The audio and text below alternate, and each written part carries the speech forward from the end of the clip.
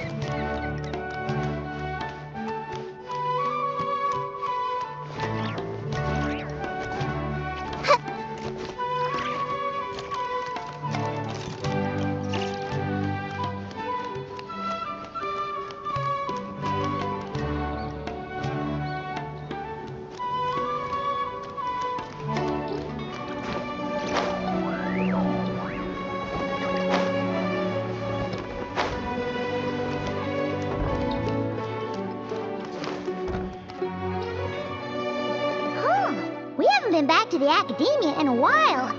It hasn't changed much, has it? Well, since we've got some time, want to go to the house of Dana? Paimon wants to do some reading!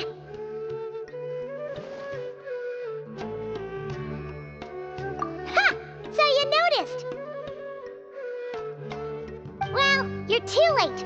The Paimon you know and love is no more. You're looking at Paimon Plus, a new and improved treasure trove of travel know-how. Paimon Plus would like to find some new books to peruse. A gracious traveler like yourself wouldn't leave her companionless on her quest, right?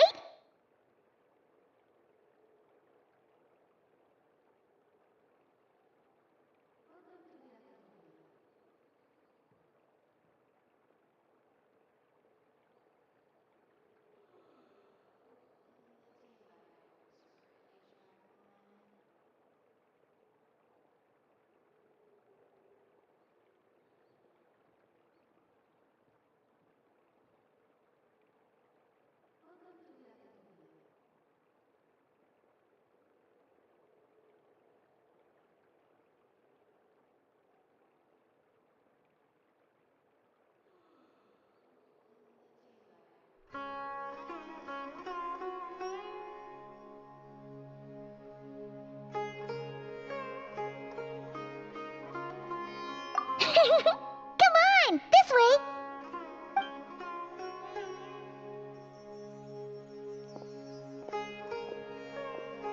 Oh hey! It's Kale and Cyrus! Wonder what's going on. Let's go see!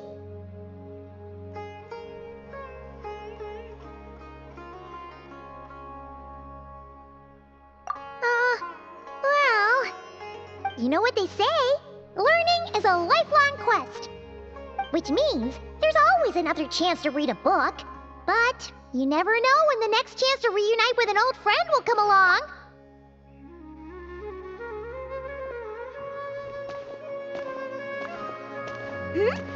Traveler, Paimon, you're back in Sumeru? Oh, hello, you two. It's been a while. Looking to spend time with some old friends? Yep. We saw some familiar faces, so we came to say hi. Ho ho! Excuse you, associating me with that woman. And if you're going to remember me that way, you should at least mention my tomato growing skills. So he's mad about the Zaha D part and not the old man part? Well, Paimon's glad to see you in such good spirits, Cyrus. Must mean things are all good here. Ah, well, it's quite all right. I'm not the type to take offense at that kind of thing.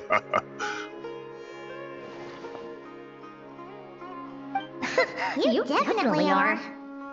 Anyway, what were you and Kale chatting about just now? Ah, that. Well, it was quite a spontaneous meeting. I was leaving the sage's office when I spotted Kale in conversation with a Mahamata, and it looked serious. I thought something bad might have happened, So I hurried over as soon as the conversation ended. But as it turns out, our Colette is moving up in the world. The academia even hired her as a consultant. Wow! That's incredible! Oh, it's nothing, really. Look at that, so humble. Takes after me, she does.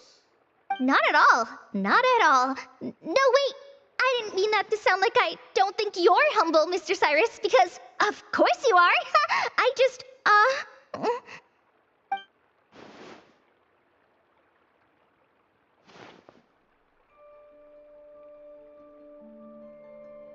Oh, well, I wouldn't even call myself a consultant. I'm just helping out. Now that the new semester has started, a lot of students and scholars are doing fieldwork for their research. But it can be dangerous for those who don't have a lot of experience in the wild. So, the academia is planning to establish an agency that provides guidance on outdoor survival and rescue for people who need it. Oh, Paimon gets it! So, you're here to explain rainforest survival as a representative of the forest rangers. Yeah, pretty much. Of course, when it comes to tips on deciphering mechanisms or defeating monsters, that's for people who are far more senior than me to handle. And speaking of which, since we're short on manpower, the person in charge at the academia said we're still accepting newcomers. If you're interested, you're welcome to join and share your insights. Ah, seizing the moment. Well done, Colette. Recruiting someone as capable as the Traveler is a great idea. Oh, and just between the four of us, the academia has set aside a... Well, since Collie's thrown her hat in the ring, we should help out too. What do you say, Traveler?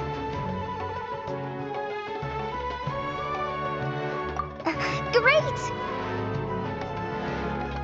We're all supposed to meet up in Aru Village later, so I guess we'll regroup there. I was kinda worried, since Master Tainari isn't around to help this time, but now I feel much better!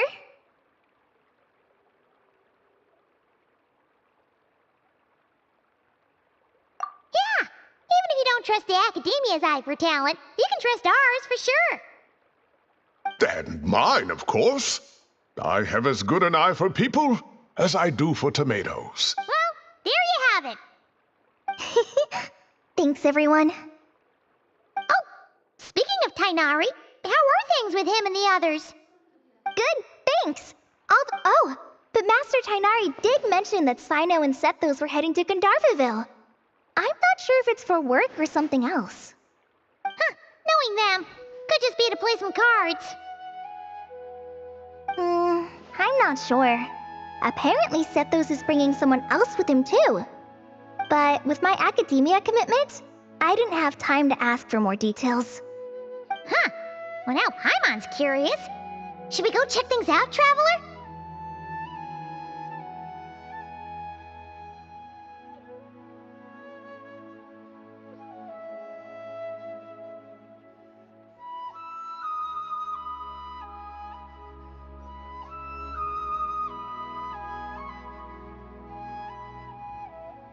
That's true, and I'm sure they've missed you. Now that is how it should be between friends. Getting together to play cards or enjoy a meal. Yet here I am, stuck with Nephis, who only ever calls to talk about research. Well, I won't delay your reunion any longer. Until next time. Goodbye, Mr. Cyrus. Take care. Alright, I should probably get going too. See you later, guys. Come find me in Aru Village when you're ready. Looking forward to seeing you shine, Collie.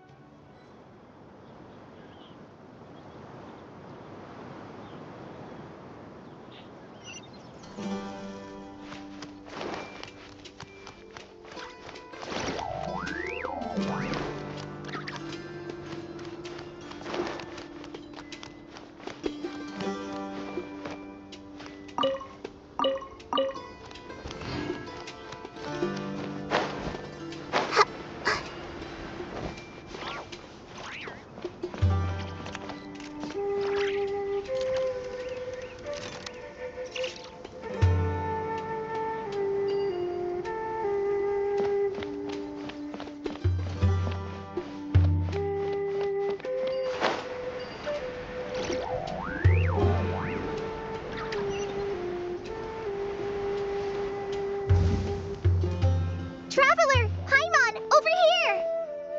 Welcome to the home base of the Fieldwise Center. As you can see, the core projects are already up and running, so we can get to work at any time. Huh. This feels like one of those places light novels talk about. You know, the adventuring hubs where rookies gather to take quests and stuff. Oh, and almost like a school festival at the same time, with everyone getting together to learn and then forming teams to hone their skills. It's so exciting!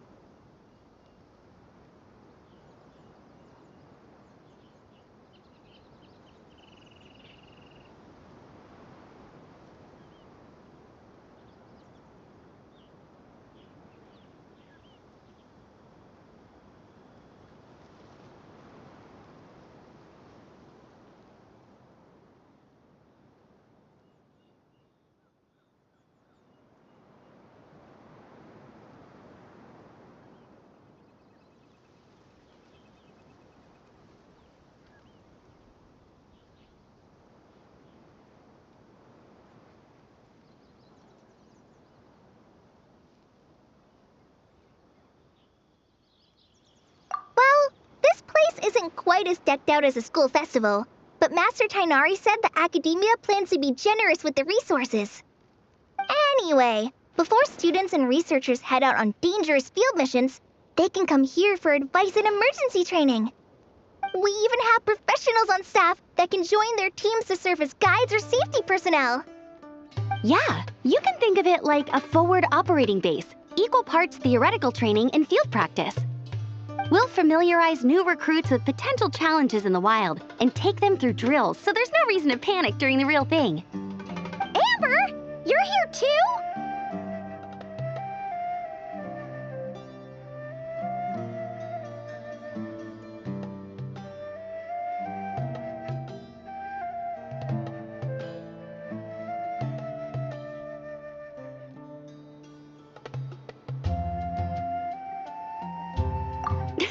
Surprised? I know I was.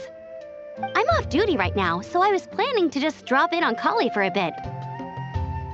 But I didn't realize how busy she'd be. I'm not the type of person to sit around and watch, so I decided to be her assistant. Sorry, Amber. I didn't mean to put you to work during your time off. Don't worry about it. A little relaxation balanced out with some fulfilling work is a great vacation in my book. Plus, I've learned a whole bunch of stuff too. And I got to see the Traveler in Paimon again. I mean, it just keeps getting better. We should have a giant feast once we're done here. How does that sound? A feast with the first friend we met in Sumeru and the first friend we met on our whole journey. Oh, that sounds just about as awesome as a giant plate of sticky honey roast.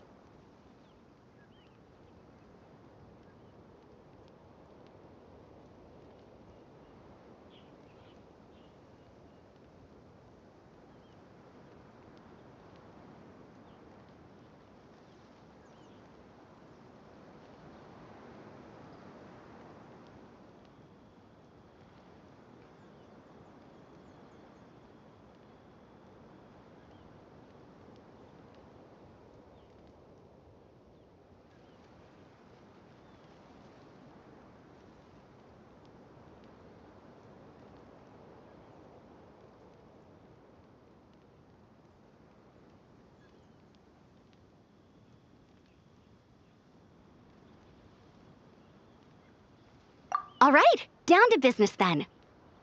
Kale and I are in charge of the Scouting Speedsters project. The focus is using devices and machines to pass through hazardous areas, survey terrain, and get details on potential threats.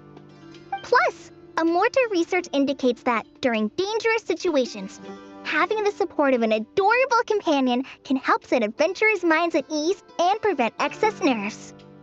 So, we took inspiration from Cullen Anba and Baron Bunny to create 2 scouting devices that are both adorable and useful. Cullen Anbot and Bar Drone Bunny. So far, feedback has been pretty positive. Once we've collected enough data, the academia will continue to refine the scouting buddies and release even more designs. A bunch of Kulanambas and Baron Bunnies running around the wilderness? What is that gonna look like?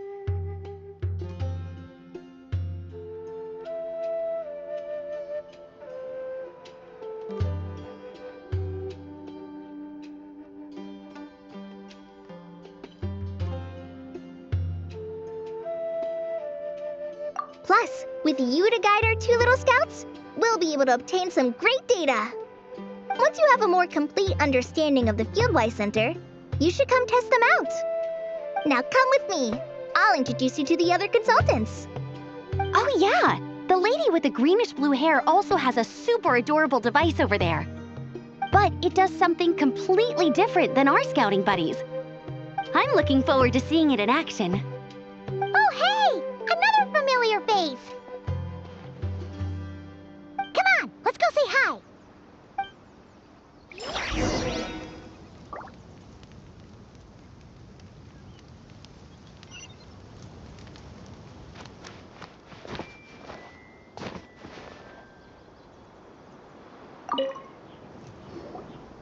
It's really that popular. The internal locomotion mechanism is clever enough, and the execution on the terrain recognition, remote control, and weight detection modules isn't bad. But the appearance... it might as well be a doll for a child. No, this won't do. Madam Farzan, great news! The Traveler and Paimon agreed to join! The Fieldwise Center just leveled up big time, huh? Hello, Madam Farzan! We're here to help! Well, look who the cat dragged in. Excellent job, Kale. Snagging 2 top experts with undeniable adventuring expertise. Now the League won't be able to say a word, no matter what kind of feedback I give. Now tell me, what do you think of this puzzle, pal? Whoa! It looks just like you! It's a collaboration between my juniors in the Haravatat Darshan, the Puzzlers League, and the Synopsium on Ruin Mechanisms. Clearly, the technological aspect is quite advanced. But the appearance... it couldn't be more childish. You should have seen Anise, defending this design choice with more passion than her thesis. Young people these days. Far too obsessed with making things cute.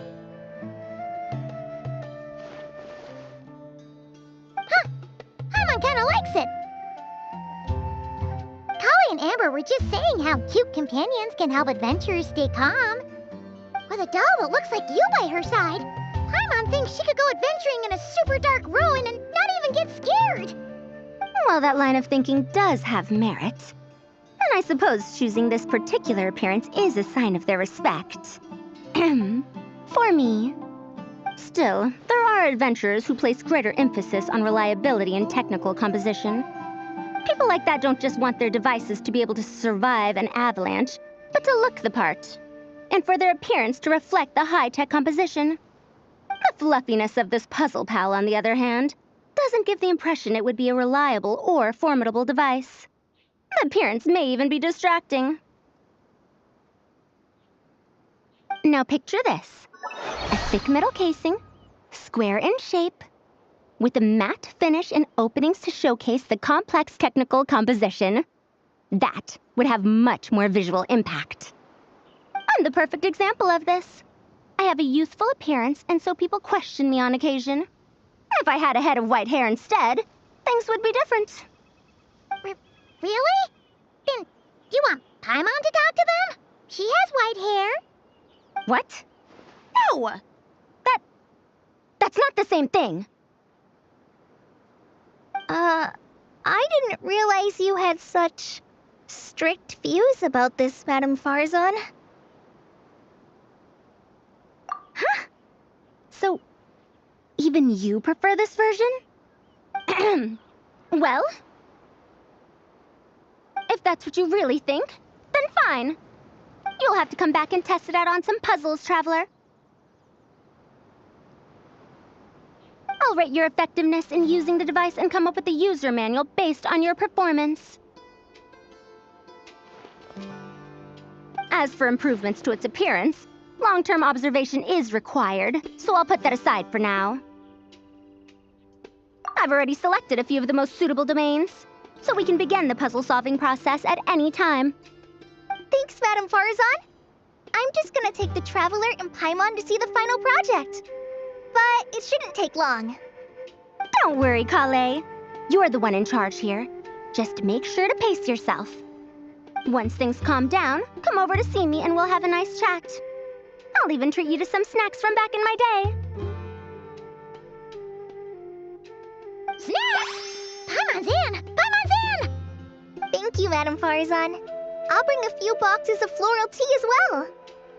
Go on now. Do me proud.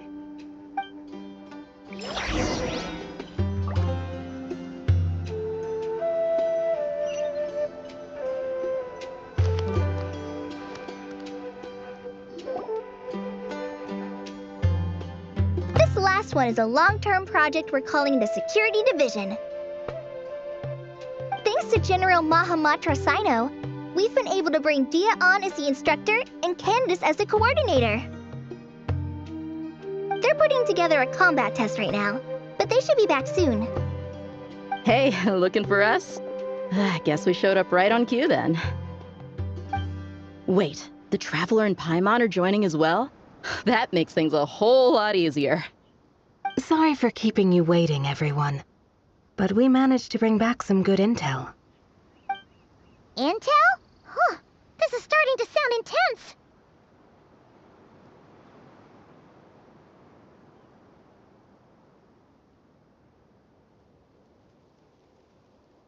Of course. What better way to protect the students than to sweep through the desert and rid it of all potential dangers? Not a bad plan, right? You in?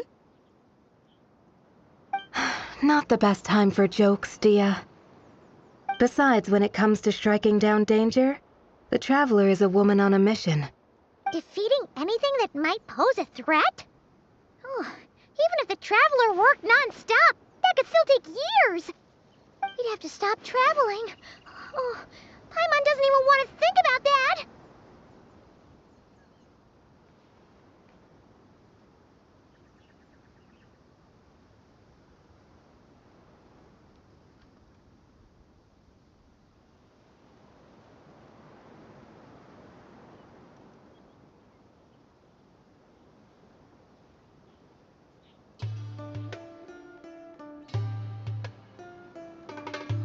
Time would be the least of our problems. Some dangers aren't visible to the naked eye, like the scorpions burrowed underground or the terrifying raptors sleeping in the trees. You can't get rid of them until they jump out to attack you. For situations like these, we'd have to combine Madame Farazan's recommendations with Amber's approach to scouting, calculating our chances of encountering enemies and our expected operation times. Whoa, whoa, whoa. Pencils down, everyone. That was just a joke. The Security Division's goal is a lot simpler, actually. We're just here to ensure that fieldwork teams include trained combat personnel. Some of this work has been entrusted to the Blazing Beasts and other mercenaries, but members of investigation teams who pass the combat test can also qualify. Before an investigation team is allowed to head into a dangerous area, the group must include at least 2 professionals who have passed the assessment. And Dia and I were just out collecting intel on the best place to hold the test. We found a domain filled with monsters and bandits of all levels. Hopefully, they don't mind us borrowing their stomping ground for a bit. It'll only cost them a few smacks on the head. Oh, so we we just need to supervise, right? That's right. Participant safety is our utmost priority. So we'll organize a group of capable personnel to take it in shifts. We still need to figure out our testing metrics, though. Fighting is different from an actual exam, and there's no one right answer. Mercenaries like me, we all have our own style. That's not a problem in actual combat, but when it comes to teaching, we tend to stick too much to what we're used to. So, we need someone to give us a baseline. Someone who has the experience, but also takes a more flexible approach in combat.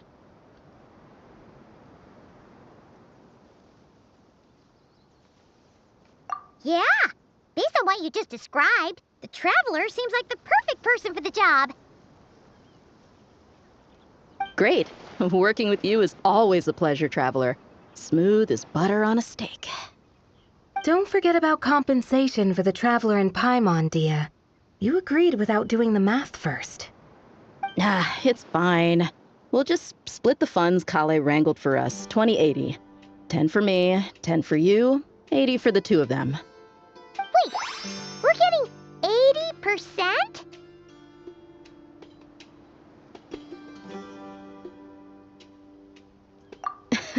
Don't sweat it. We're just in charge of the long-term operations. You're the one setting the metrics for the whole thing. So I think we got the better end of the deal. We've talked about a partnership in the past, haven't we? Well then, consider this the perfect place to start. Then I'll draw up a detailed overview of the compensation so it's clear for everyone. That'd be great. And don't worry, Miss Candace. About that piece of land you're leasing to the academia, the one used for grain storage, I managed to get them to agree to a 30% increase in their rent payments. Ah, thank you. Those funds will go to fixing up some of the village facilities, which should make for a more comfortable experience when investigation teams stop there in the future. All right, we should finish up our arrangements for the combat test. Stop by our station when you're ready, Traveler. See you soon. Oh, you sure are the beating heart of this operation, Kale. You brought the whole gang together. Oh, no. I'm just doing what I can. I still have so much to learn, so much work to coordinate. But for now, let's just give it our all. You bet! We'll make the Fieldwise Center the best it can be!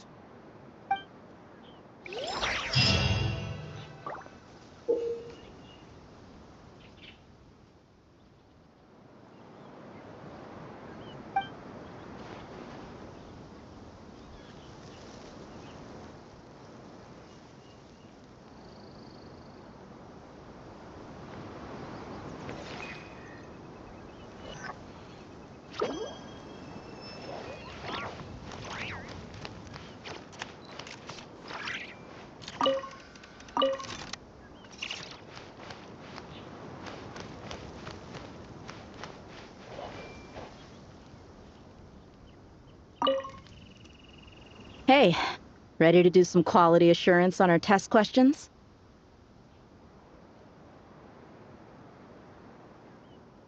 Wonderful. Just don't forget to pace yourself. Yep, all you gotta do is defeat a certain number within the time limit. But hey, leave some for the trainees, okay?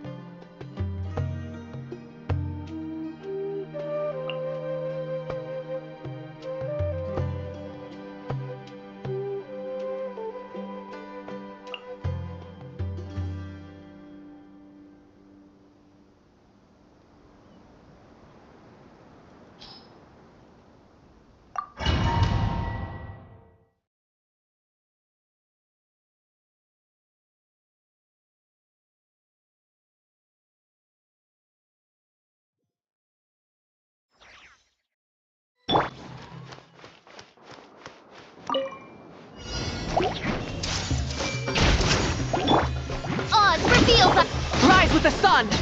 Light up the blazing sun!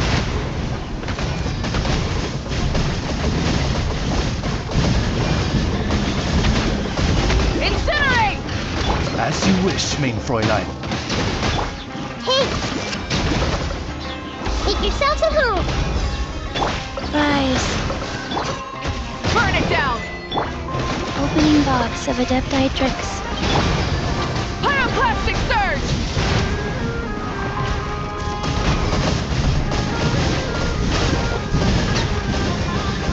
Shadow Raven! Black Knight Fall!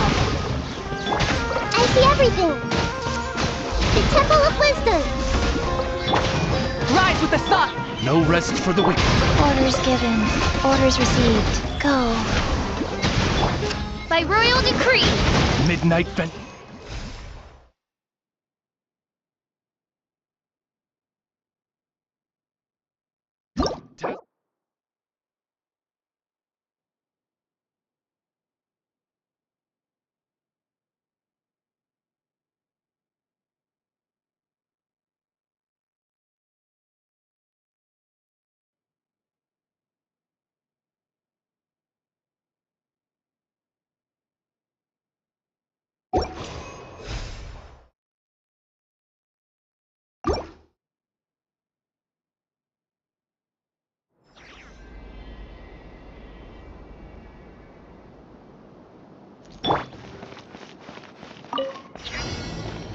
Nice and spicy! Hey, Rain outlines your fate. Let me weave you a verse. let's ride! Burst up! Let's shred, Sharky! The doctor will see you. Taking a turn for the better.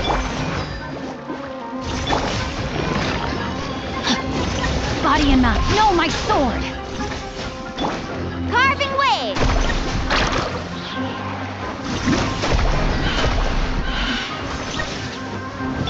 Witness the power of Gugwa. Eat this! Mind the side effects.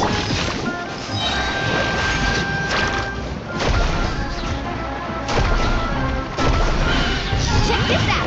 Best of luck! A bitter pill to swallow. Out of the frying pan, into the fire!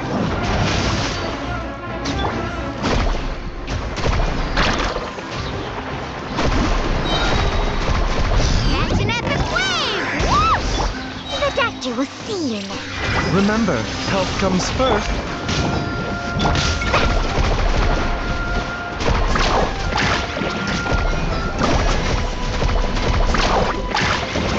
Let me weave you a verse. Huh? Check this out! Best of luck!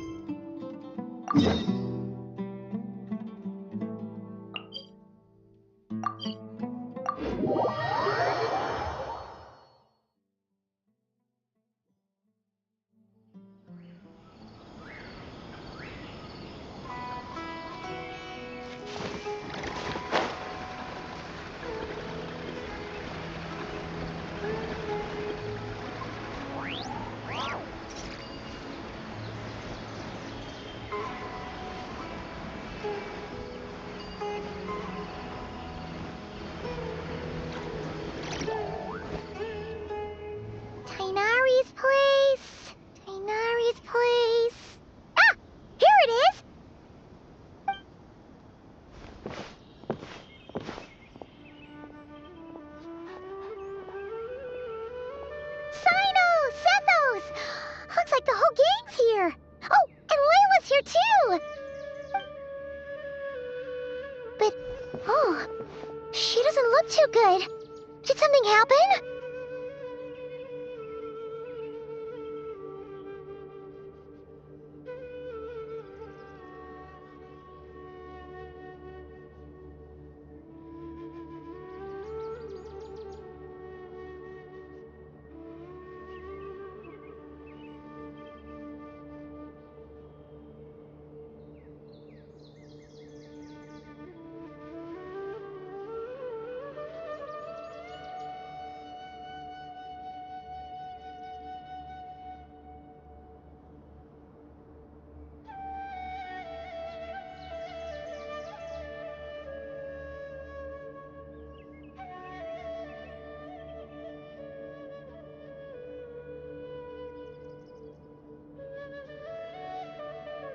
Ah, Paimon, Traveler.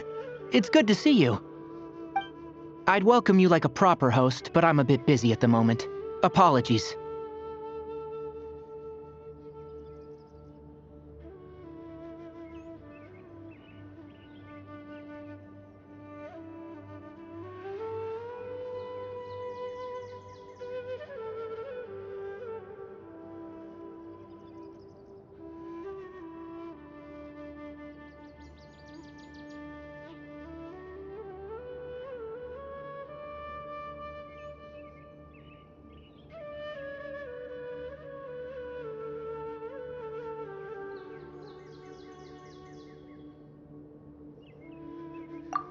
No need to look that worried. My observations indicate Miss Layla's condition has improved quite a bit. There's no danger to her mind. She's just fatigued and needs some rest. Excuse me for a moment while I blend some calming incense. I'll let you two explain the situation. All right.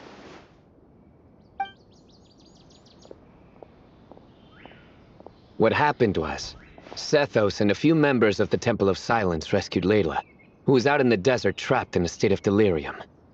She had to be rescued? Oh, that sounds bad. That's all you're gonna say about it, Sino? I mean, we don't want people jumping to conclusions. That's all I can say about it. The person involved is unable to explain what happened to her, so we're limited in what we know. Sorry. My head... still dizzy. The moons... Exactly how many are there?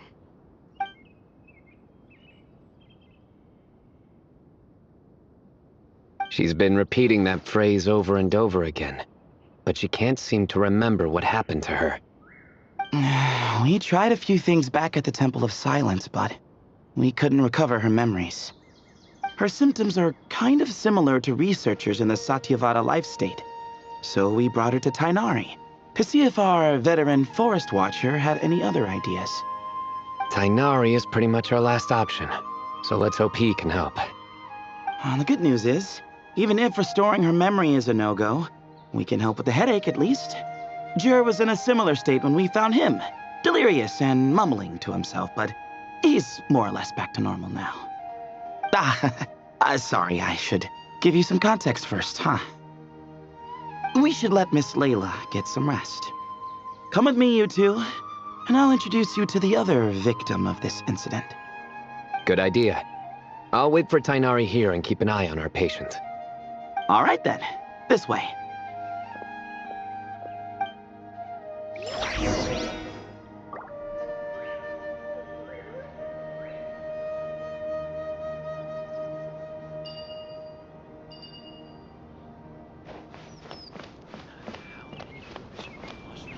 Surely that little girl properly now.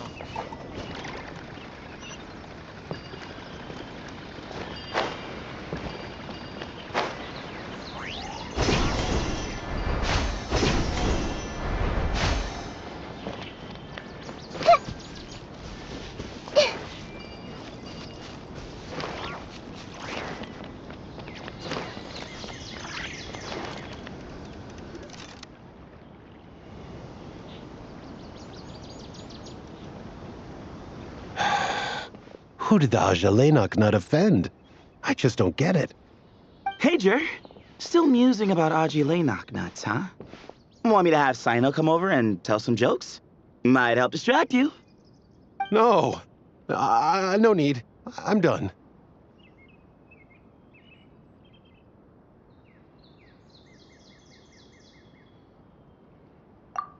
Don't encourage him. Well, sorry for interrupting the Ajalenok talk, buddy. Next time, just say, Aji, hey, knock. Hold on. So, what's the deal with the Ajalenok nuts? Other than the bad Sino jokes. We'll get to that. But first, introductions. And you remember the Traveler, right, Jer? Of course. I'd never forget a participant in the Rite of Duels or the hero who saved Sumeru. Awesome. Could you go over what happened to you one more time, Jer? Our valiant hero is going to help us get to the bottom of this.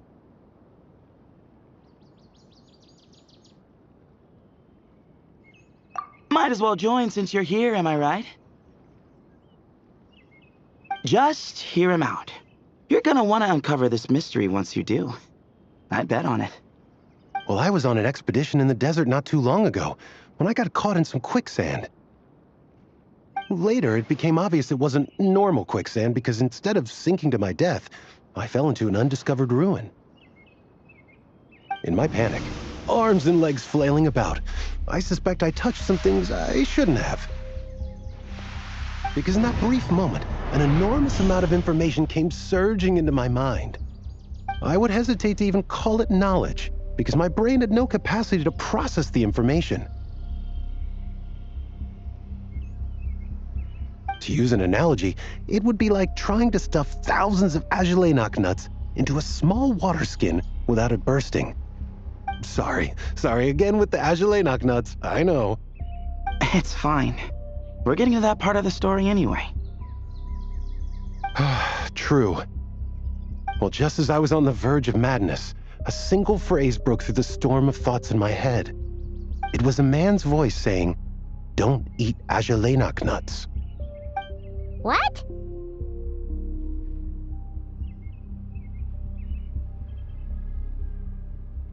I know it's hard to believe, but that's what happened. I was saved by the phrase, "Don't eat Ajalenok nuts."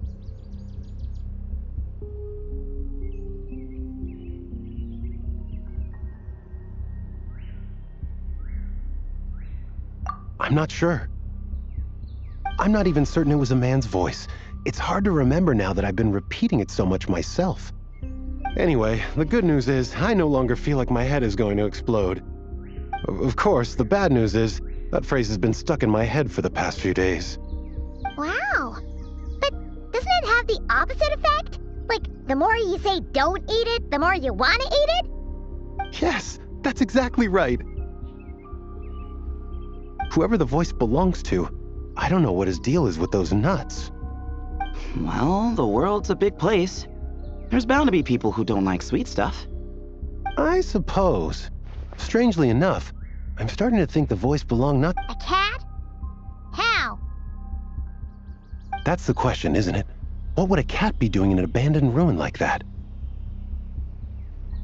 Just as my mind was reaching its breaking point, I could have sworn I heard the sound of a cat guiding me to exit. But when I came to, all I saw was endless desert, and Sethos shaking me in a desperate attempt to wake me up. I'll admit, it was pretty terrifying seeing you like that. Staring off into space and mumbling about Ajalenok nuts. You sure don't sound terrified. Sorry. It's not that I don't care. It's just kind of hard for rambling about Ajalenok nuts to sound menacing. Now, what Layla was saying, on the other hand, that is much creepier.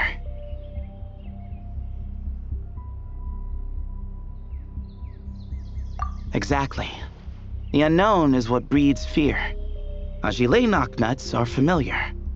But the moon suspended above us at night? That's about as foreign as it gets. Well, we don't know that for sure. There could be a whole other world inside an Ajalenok nut, with a moon of its own. Huh. I guess. Ajalay nuts are not to be underestimated. Right, yeah, of course. Won't catch me disparaging the mighty Ajalay nut. No, sir. Huh. So, a similar thing happened to Layla then? Yeah, I think so. I was in a hurry to rescue Jur, so I put a marker on the incident site so we could go back and investigate. When his condition stabilized, we doubled back around to check and...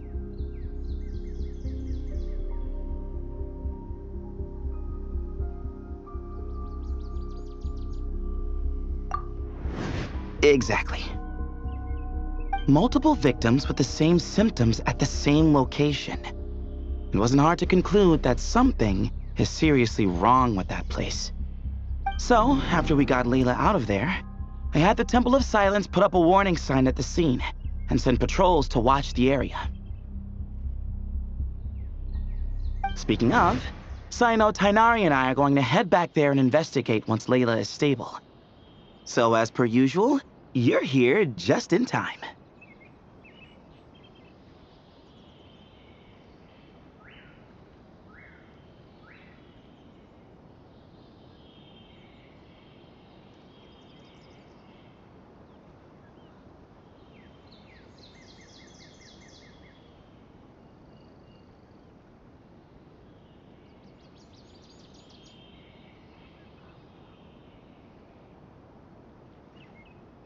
That's for sure. But there's another reason I want Sino and Tainari involved in this. Because the story doesn't end there. Right, Jer? Oh, yes. Where was I? The Ajalay nuts butted in and I... Right. Yes, the cat.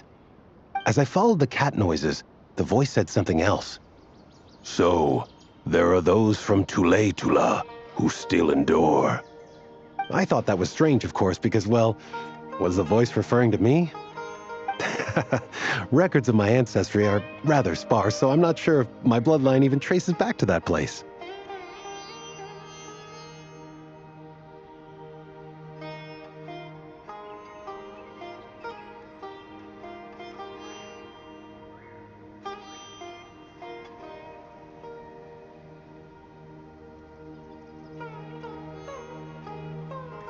That's right. The Temple of Silence's place of origin. And the home of Tainari's people. Plus, Hermanubis, who Sino and I both share a connection to, was one of the city's founders. As the temple's current leader, if something strange happens in the desert, it's my job to get to the bottom of it. But it turns out, a lot of people have a horse in this race, and I'm not leaving any of them out.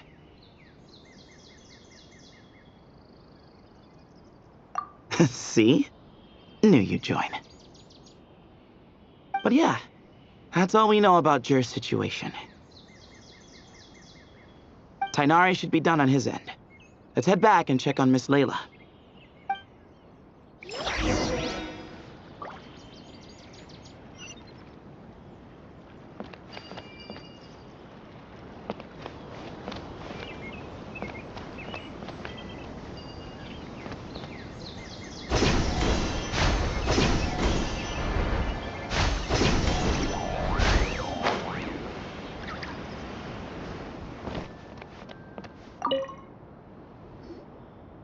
How are you feeling? But don't speak if it's too taxing. It's fine. I'm much better now, thanks. I feel like I haven't slept in 2 days, so pretty much back to normal. Whoa. That's your normal? Traveler, Paimon, I thought I heard your voices earlier. Oh, and, I'm sorry. Huh? You don't have to apologize. You didn't do anything wrong. No, I just mean, I think I'm about to disappoint. My head was kinda muddled earlier, but I still heard your conversation. I know you're trying to figure out what happened to me, and I want to help. But, I really don't remember anything. Does your head still hurt? No, I feel fine. The incense you made helped a lot. I'm still hearing those words in my head, but other than that, I'm okay. It's just, all I remember are those words. Everything else is a total blank. One moment I was heading to the stargazing point I'd calculated, and the next, I was on my back in the sand.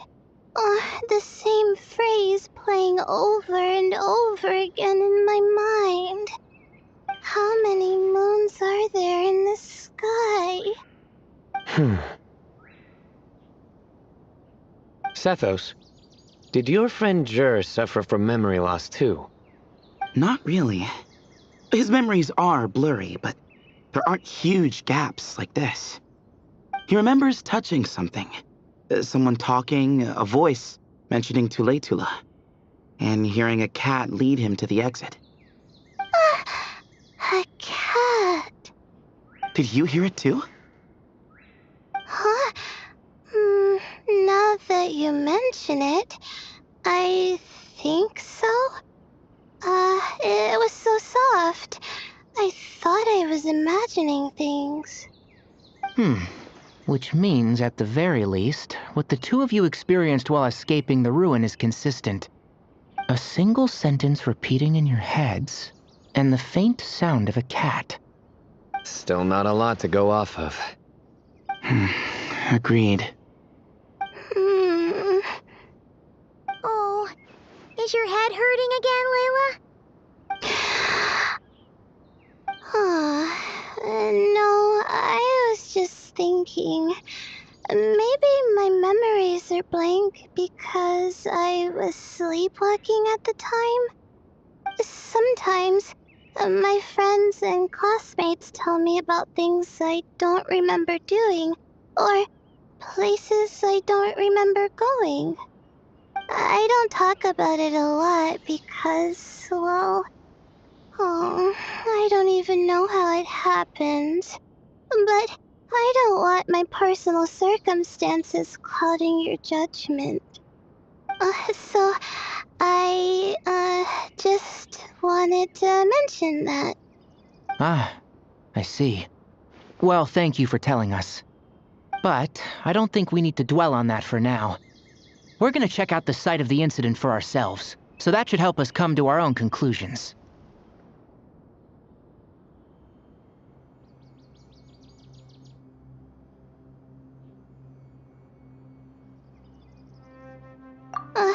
Okay.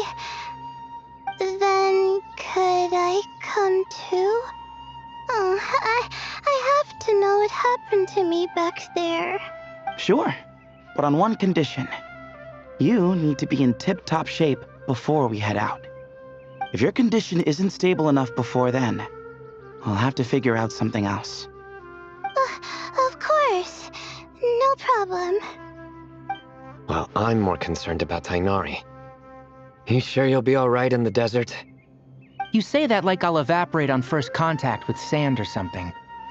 Call it curiosity. If this concerns my ancestors, I want to figure out what's going on. Anyway, as long as I take things slow when the sun's out, I should be fine with the right preparation. Besides, it's a good idea to have a doctor on hand in case of emergencies. So long as our doctor doesn't become the emergency. Well, if that happens, I suppose I'll just have to rely on the kindness of my entourage to haul me back home. All right, well, that all sounds good to me. Let's meet in 2 days like we agreed.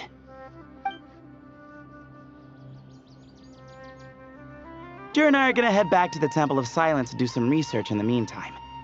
See you in a couple days. Sounds good.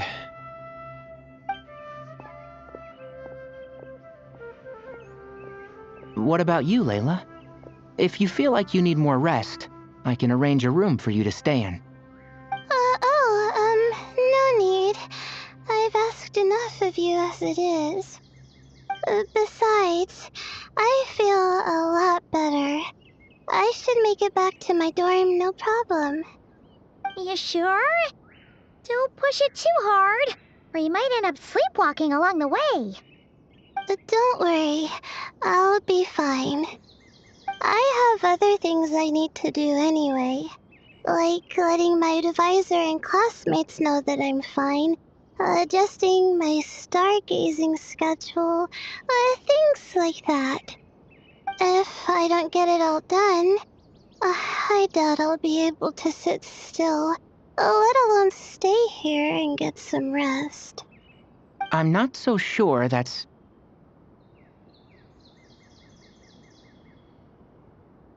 Ah, a much better idea.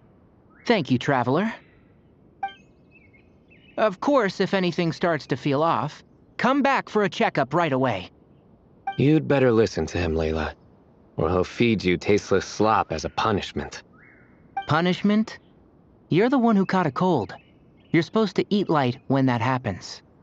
Besides, with your nose stuffed up like that, you couldn't taste anything to begin with.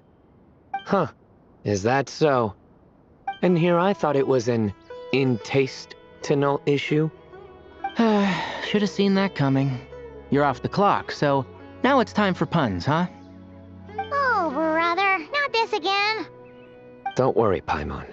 I understand. If you want me to stop, then... Then?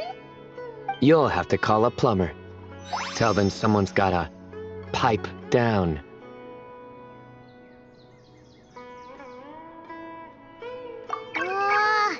This is getting more insufferable by the second. Put a sock in it already, please.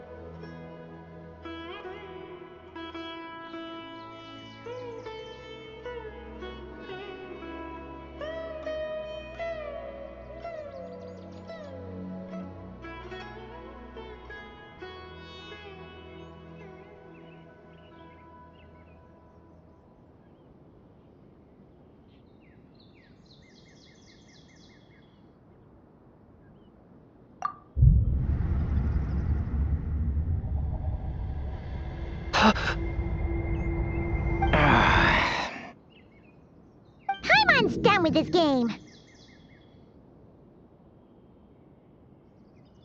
You win, okay? Let's just get out of here.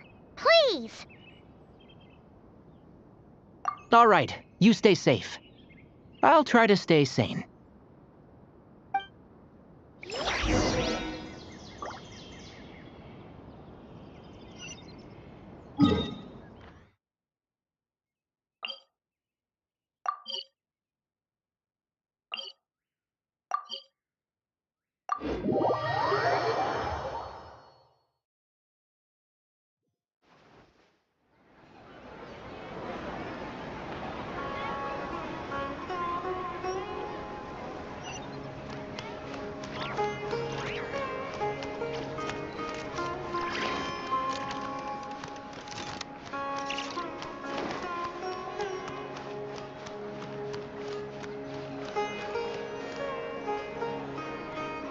Moons.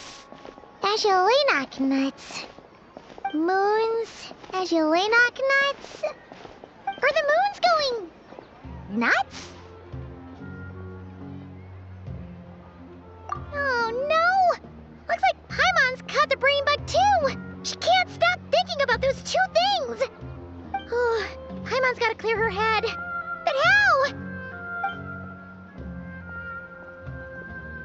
Aha! Got it! The cafe over there! Why don't we head over for a quick pick-me-up?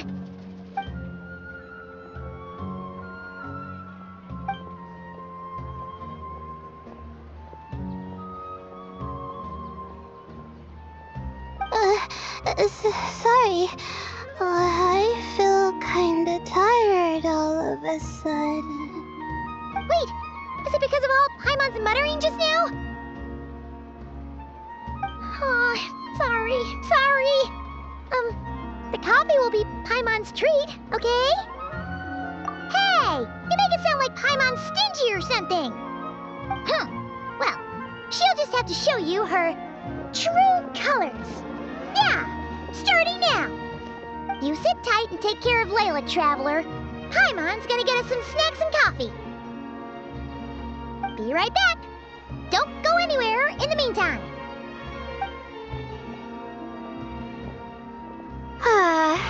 She's pushing herself again as always. Saw right through me, huh? I apologize for the sudden emergence, but I didn't have any other options.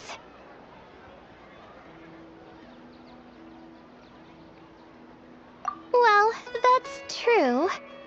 So, for our sake and your safety, allow me to fill in the gaps in her memory.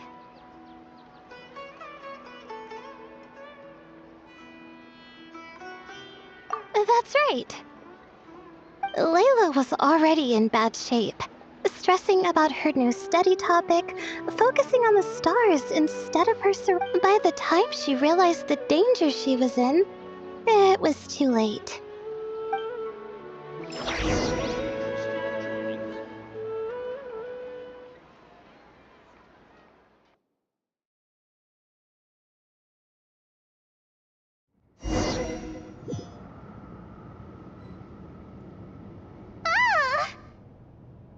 Quicksand near the ideal viewing spot? Wasn't expecting that. Looks like Layla's been under a lot of pressure lately. She hasn't been paying attention to her surroundings. But why would quicksand lead to a place like this? Well, all in all, looks like a common desert ruin. Guess there's nothing to do but try to find a way out. Oh, Layla, what have you gotten yourself into this time?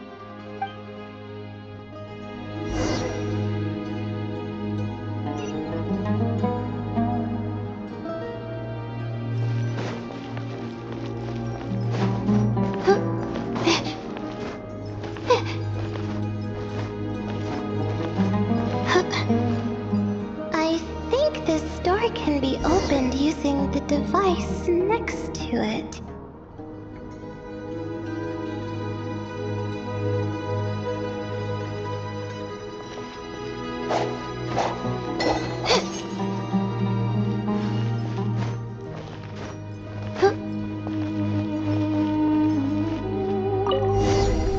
Just like I thought.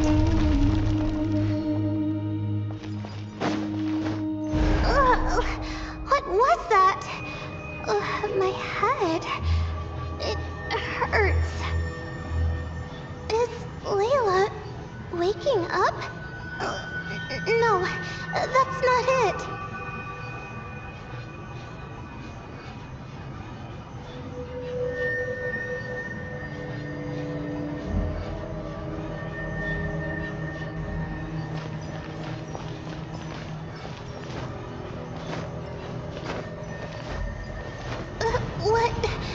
What's going on? It's too much. I don't understand.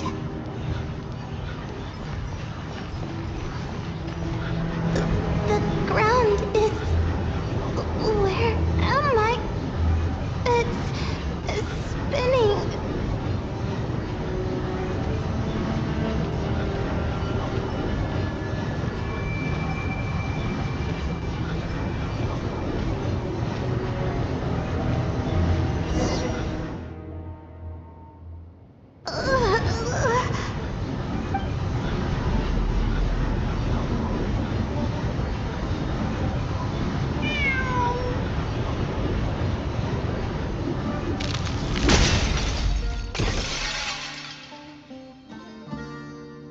How many moons are there in the sky?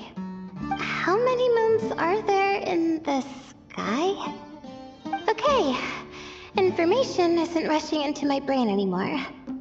That's good. How many moons are there in the sky?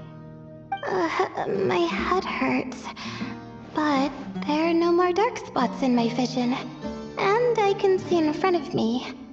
Still, How many moons are there in the sky? What's going on? The same thought keeps popping into my head. What does it mean? How many moons are there in the sky? Isn't there just one? A cat? I think there was one earlier, too.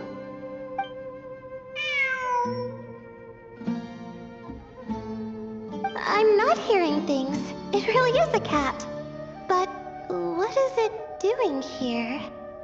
How many moons are there? No!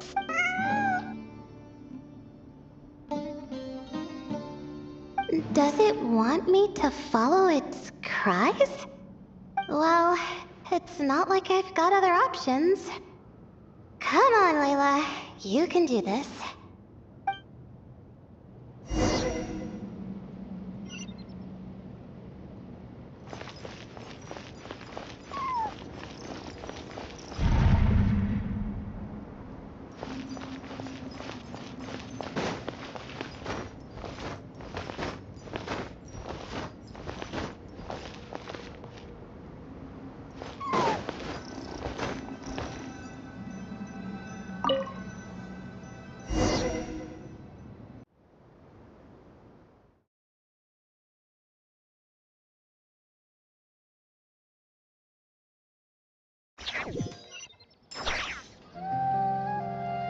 And so, I followed the cat's cries to find my way out.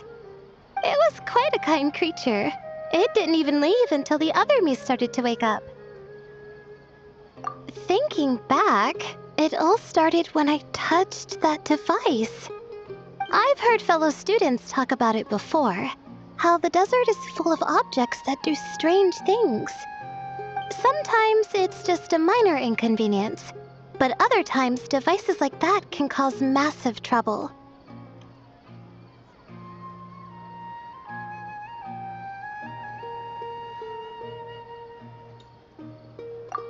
Of course. I forgot how much adventuring experience you have. Still, carrying an umbrella doesn't mean you can't get soaked, so just... No need to thank me. You and Layla are about to head into dangerous territory together. You need to be safe so she can be safe. Well, I think that about sums it up. And just in time. Your coffee's here. Traveler! A little help over here?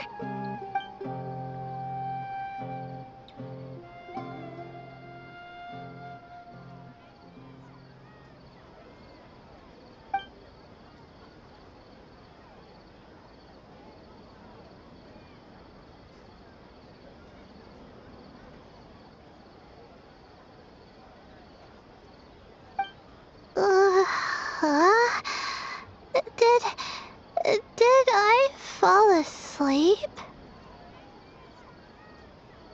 Wow! Paimon didn't even know she had such an impressive skill. Ha! Does that mean since Paimon bought this coffee, it would just make you sleepier? A beverage that puts people to sleep. Better saved for work hours, I think. What? So you can nap on the job? Who does that? Huh? Oh.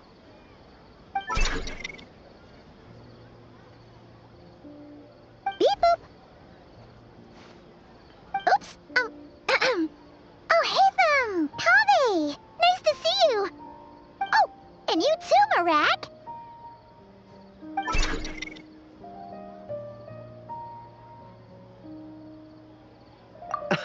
Sorry. Hope we're not interrupting anything. Miss Layla, you don't look so good. Is everything all right? I'm fine. I was sleeping just now, so I'm still a bit... I see. And we woke you, didn't we? I'm sorry. We shouldn't have been so loud. No, you didn't. I didn't mean it like that. Sorry.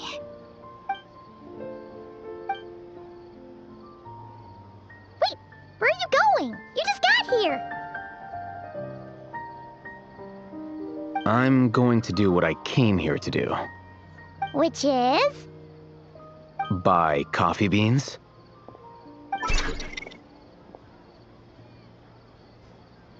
Huh? You're going too? Marak! Fine. Run off with him. See if I care. Well, looks like I get you to myself.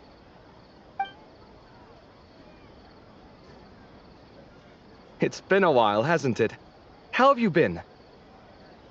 So, a busy life of adventuring for you, and a busy life of academics for Miss Layla, is that right? Oh, is something wrong?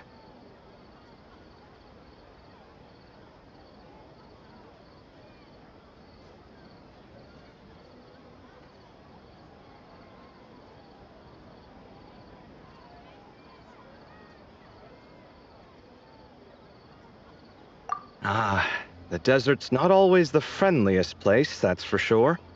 And from the look on your faces, I'm guessing this problem's not resolved?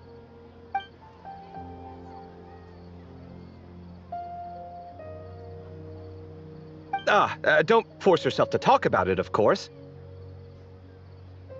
But I've worked on several projects in the desert before, so if there's anything I can do to help, just say the word.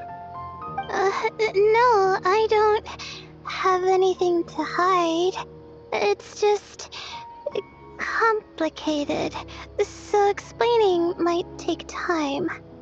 Ah, well, lucky for us, I've got that in spades. Yes, you have been quite sedentary recently. Excuse me? I've been going about work as normal, thank you. And, might I add, you do way less work than me. I do the amount of work that is required of me. Ah, yes, you and your stellar work ethic. The stuff of legends.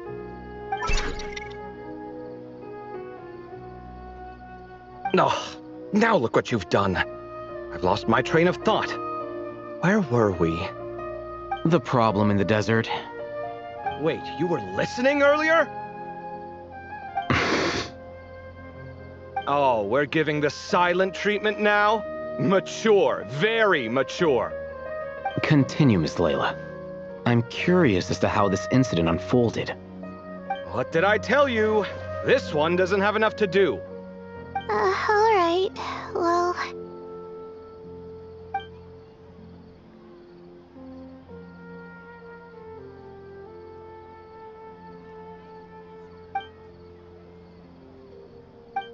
Could you still use some extra hands on this investigation team of yours? Huh? You want to join, Mr. That's right. I think my experience studying desert mausoleums could be of some use here.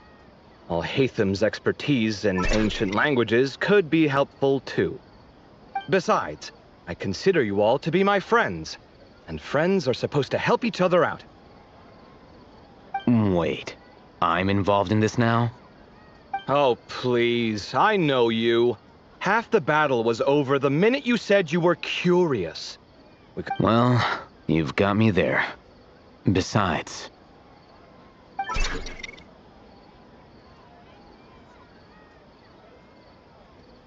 This suitcase of yours has been jumping at the chance to volunteer for a while now. I imagine... You imagine? Mechanical life forms might also feel homesick from time to time. Huh. Huh. Now that you mention it, Marak's core was a component sourced from the desert. That could prove useful. You're sure you want to come with us? It could be dangerous. Oh, I'm sure. All the more reason to recruit as much help as possible. It's important to count on friends at times like these.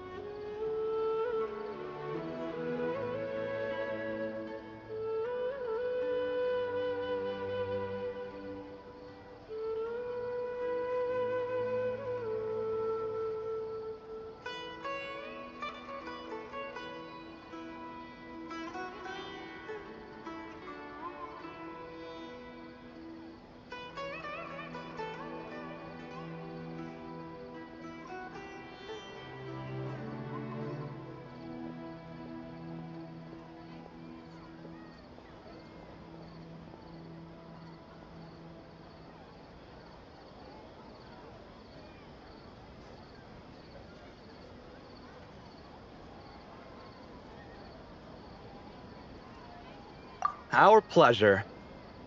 It's a plan, then.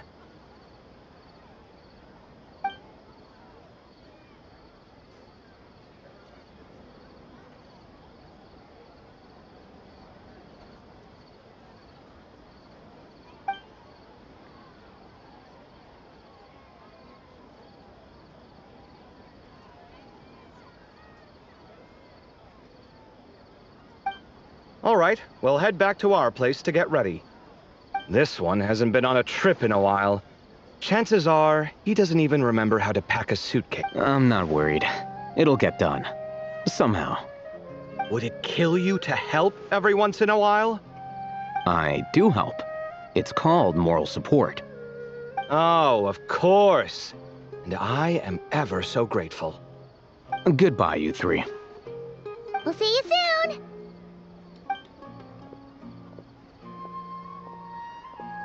Oh, and Kaveh, your coffee beans! You were too busy glaring at Alhaitham, you almost forgot them!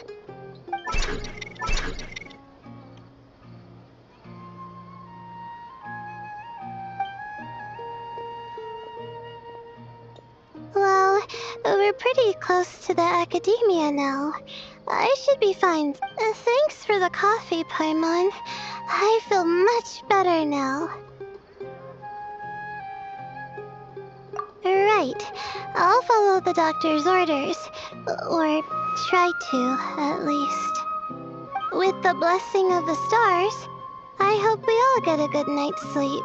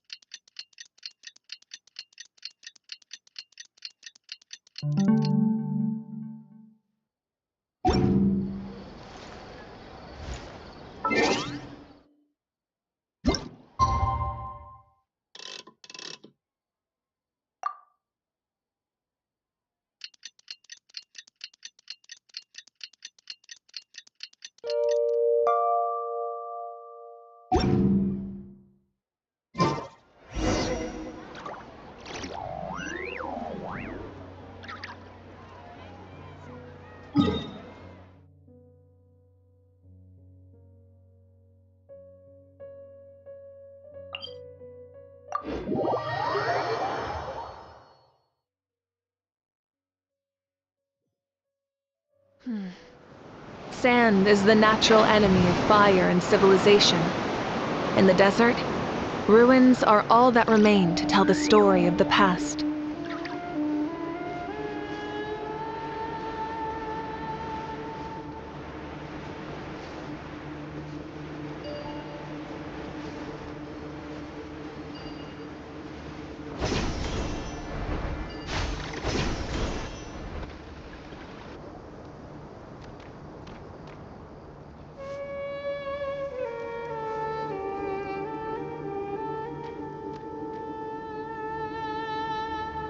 Looking at the map, we should be getting close. Speaking of which, the closer we get, the more Paimon's heart feels like it's beating out of her chest. Excitement!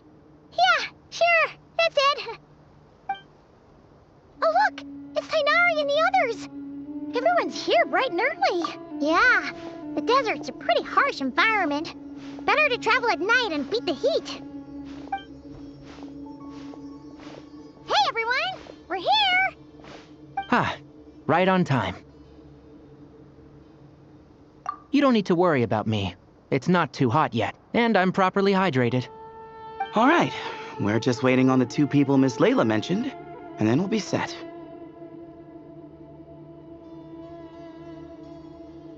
He's staying behind. If we don't make it back after a certain time, he'll be in charge of rescue operations. You can count on me. Nice! You thought of everything!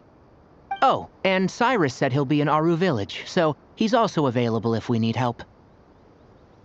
Haha! Amazing! Having people to watch your back is making Paimon a lot less nervous. Yeah, I did. After hearing about what happened, my advisor gave me some time off to rest. So, my studies are on hold for now. Then, does your advisor know you're back in the desert to investigate? Yes, but I was only allowed to come after I mentioned that General Mahamatra would be there too. Haha! Quite the reputation you've got there, Sino.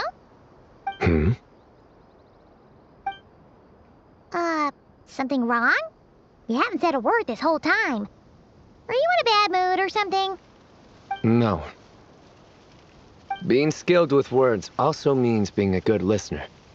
I'm just reflecting on what you're saying. Oh, Hatham! Kaveh! Ha! Over here! Darn it. I was just setting up a brilliant... Yeah. I'm sure you'll find another chance. The important thing is, our scribe and our renowned architect are here at last. High praise. But wait, why am I renowned and not him? He's just as famous as Sino, Dia, or Nilu. That just means your level of fame is even greater. How could a lowly scribe hold a candle to you? Lowly scribe? Please. All those strings you pulled to get those new books from the House of Dana? What do you call that? Borrowing. Anyone with an employee ID can do it. Uh-huh, yeah. The House of Dana bends over backwards for just anyone, does it? Send a report to Lesser Lord Kusanali then. Let her know someone at the Academia is abusing their position. Hey! I never said abusing! Impressive verbal sparring, as always.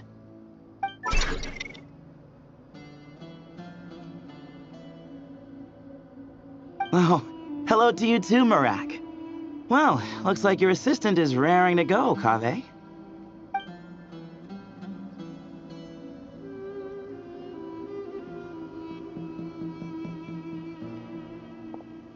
So, I say we get this show on the road. No sense delaying the inevitable.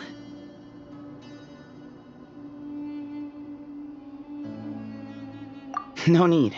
We're in this together, remember? Sure. This is the entrance, yeah? Yes. Perfect. Then, if we're all set, let's get moving.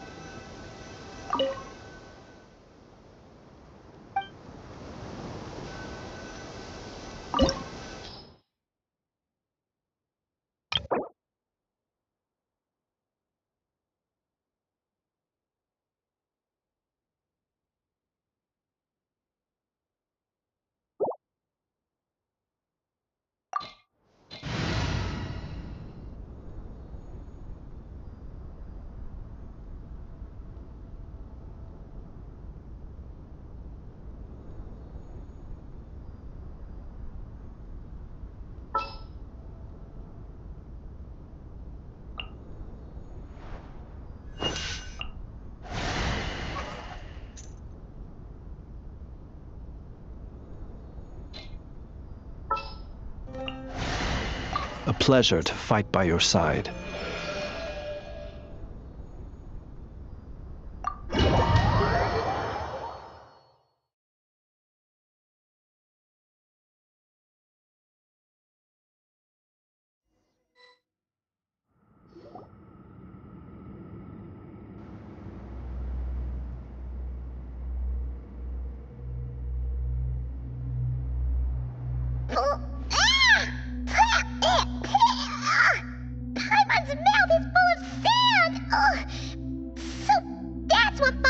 quicksand feels like? If this was quicksand, we would have struggled to breathe. No. I think this was regular sand, and we didn't sink into it. We fell through it. Agreed. In other words, sounds like a you... Ha ha, very funny. No, wait, Paimon's the only one. Ha! See? What? I'm the only one with sand in my shoes? Yeah, right.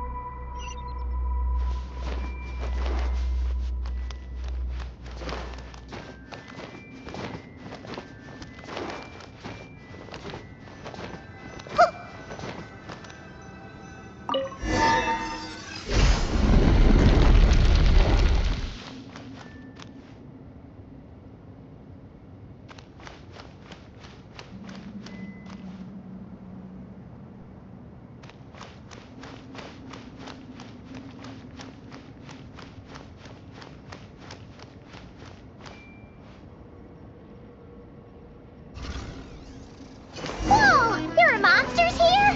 Kira didn't say anything about that. Probably means he didn't run into any. Because we're just unlucky. Not the best sign of what's to come. He'll be fine. Let's just use up all our bad luck. We'll be global.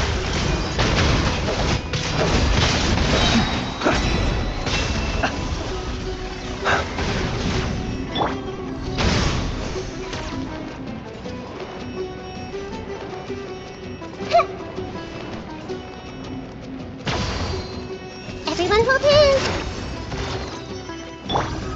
Burn it down! Light up the blazing sun! Observe.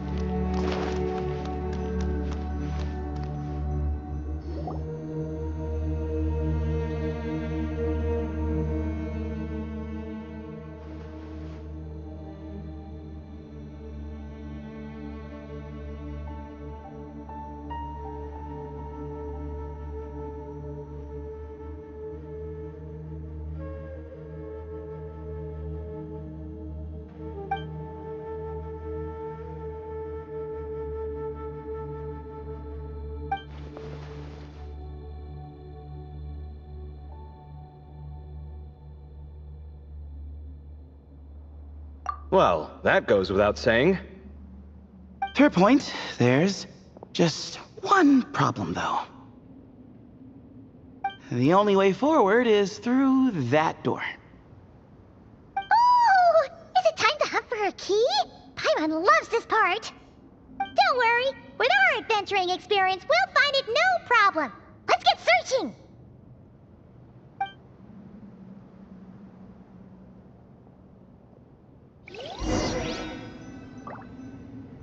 Marak, wait!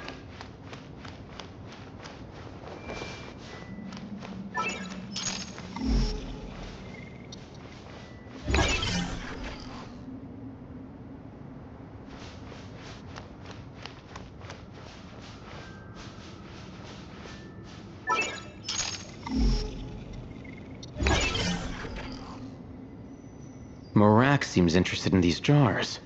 Go smash them. Ah, well, we would hate for you to have to lift a finger, Your Highness.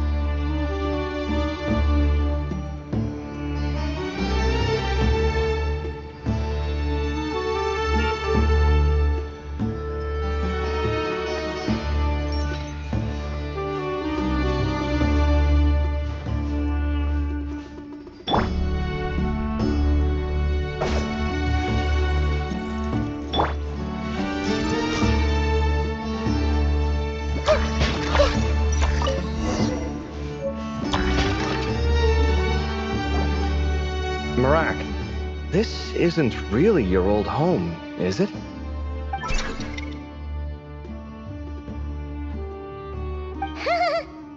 idea what that means, but Marak does sound pretty happy. So, mechanical life forms do have the capacity to miss home. A novel discovery. Well, with Marak leading the way, we should be safe, right?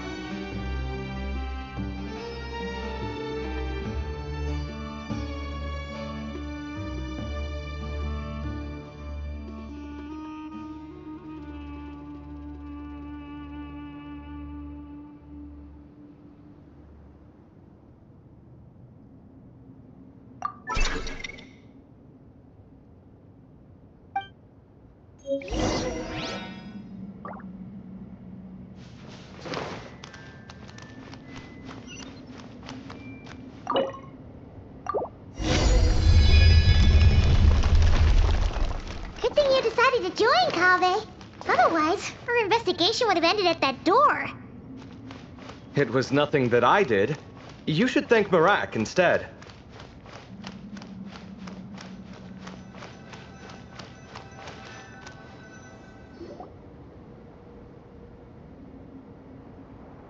Hold on. At this rate, Paimon's gonna lose her title as best guy to a mechanical suitcase.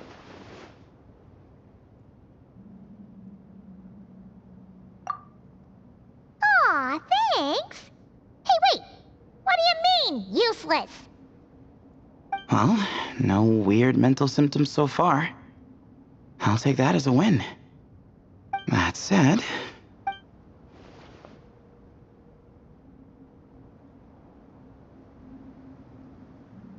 There are 3 doors here.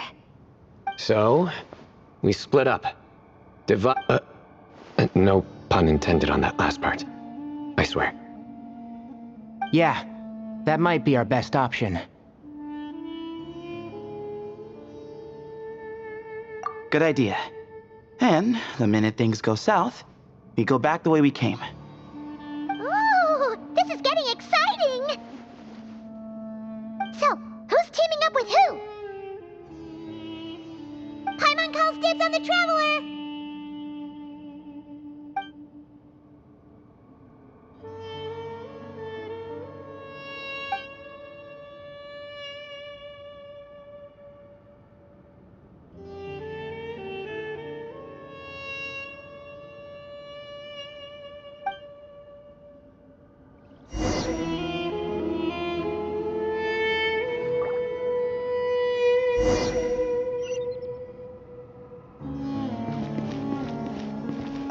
Well, this takes me back.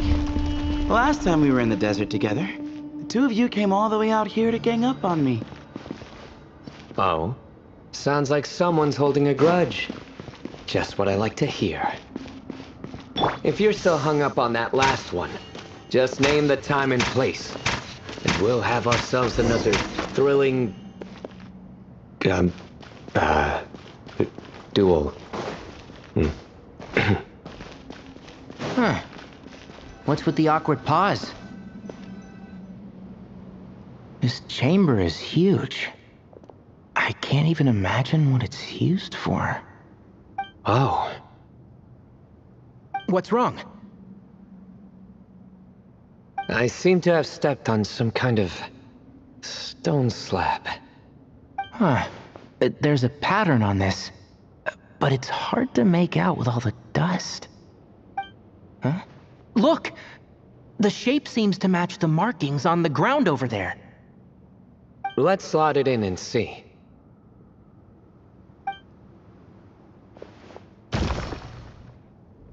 And we have a match. Looks like we need to find the other 3 broken slabs.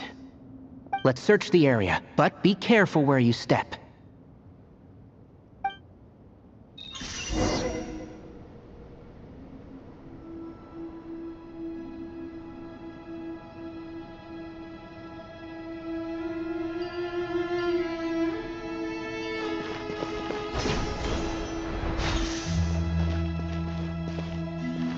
Ooh, got one! Ouch! But watch out! The edges are kind of sharp.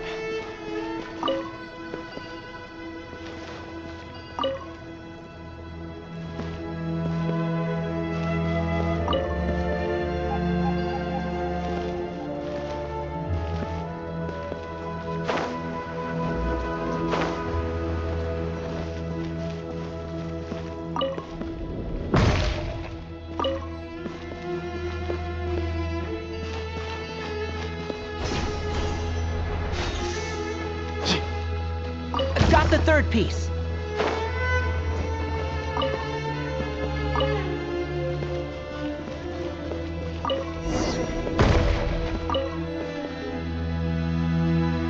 We just need one more. Huh. Look, a cat. Could it be the same one Jer mentioned? I don't think we need to worry about startling him. He doesn't seem afraid of people. Yeah. If anything, it seems like he wants us to follow.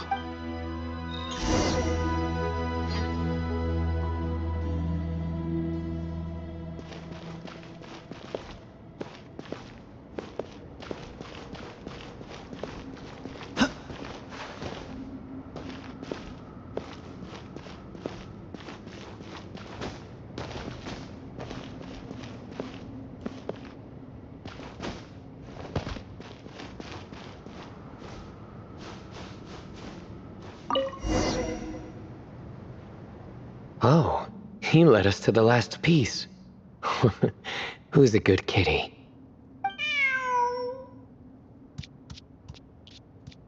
I never thought I'd hear you say something like that.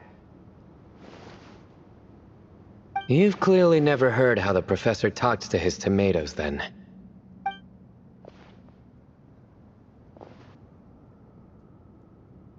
All right, well, that's that. Now, we need to figure out how to get rid of all this dust. Behold, the great Vayu Viastra. Be honest. You've been waiting to say that for how long now? Just activate the mechanism.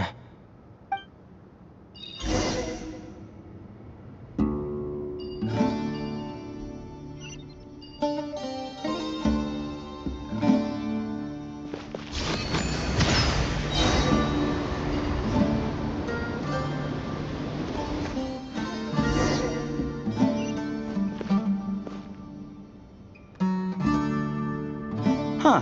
It worked. It's a picture of... 3 Hermanubises? That can't be right. The ears aren't vertical. Not true. And the looks fall short. My hat is much better looking.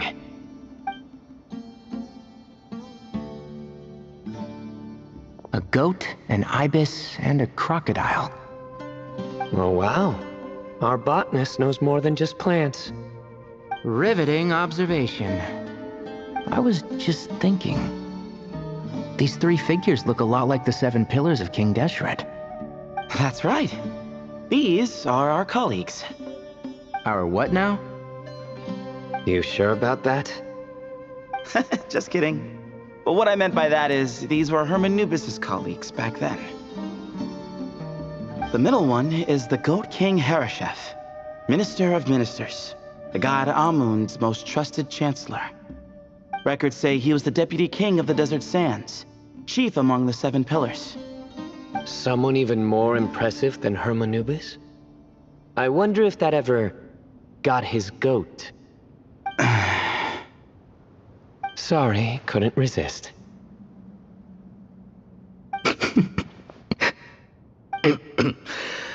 Okay, that was a good one. Wait, really? I've got so much more where that came from. Where were we? This is Sobek, the Crocodile King, captain of captains. As the name suggests, he was a valiant commander and had dominion over all weapons of war. And finally, this is the Ibis King Thoth, scribe of scribes. Your memory's pretty impressive. I bet you're almost as good as me at memorizing cards. A scribe? Did he manage archives then? Like Alhaitham? Wait, that's all Alhaitham does? I never knew being an academia scribe was such a cushy job. Well, that's how his friend put it, anyway. But it does seem like he has a lot of free time. Well, I don't know much about the academia, but I'm sure the Ibis King had more responsibilities than that. The temple's records say he represented the wisest aspects of King Deshret, inventing the desert script and arcane arts at his king's command. He must have been quite the impressive man then. Or creature, depending on how you look at it. Still, why are these 3 the only ones represented here? What about the other pillars of King Deshret? Maybe because the 3 of them were extra close? Huh. Kinda like us. Oh yeah! Maybe we should have someone inscribe us on a commemorative stone slab too. Or we could just take a picture. It would serve the same purpose. Anyway, no more distractions. Huh. Doesn't it look like there's writing carved into the corner? Huh. There is. And it's in the ancient desert script too. Looks like the Ibis King left you some homework. Give me a sec. I'll try and translate it. The ministers are unvirtuous. The scribes, unwise. The captains, unworthy. My end is not humanity's end. Hereby bestow upon you all the far side of eternity. Wait, so they went to Aru? It doesn't sound like it was their idea. The far side of eternity is said to be the final land of dreams for all desert dwellers. But if such a place did exist, wouldn't it also be an inescapable prison? Yes, and based on the writing here, it's clear King Deshret wasn't pleased with these 3. This gift he bestowed upon them seems more like a punishment. Such is the power of a king, I suppose.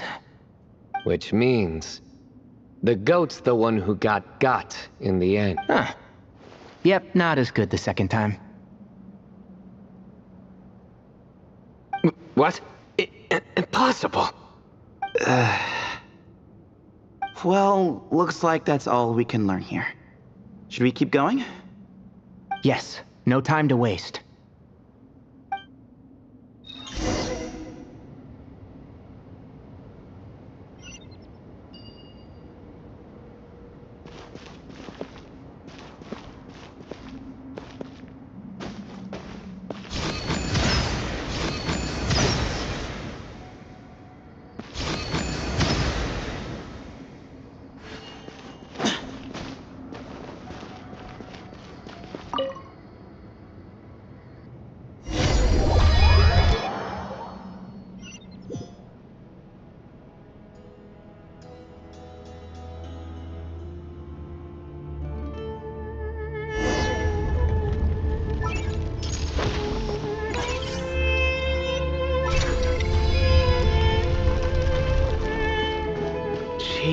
Who knew a suitcase could be so fast? Marak is nothing like this when it comes to housework. Hey, wait up! A scout's job is to take the lead. Just let Marak figure it out. Easy for you to say. I'll be the one doing the repairs if something happens. Why don't you go scout ahead then? When I think of a comeback, I'll let you know. Oh, Marak stopped. What is it? Found something? Looks like something covered in sand. Let's get it out then. Come on.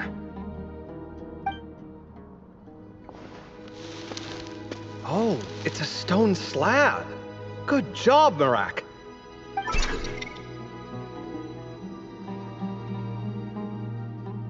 Let's take a look. Huh. Looks like this part of the picture goes over there?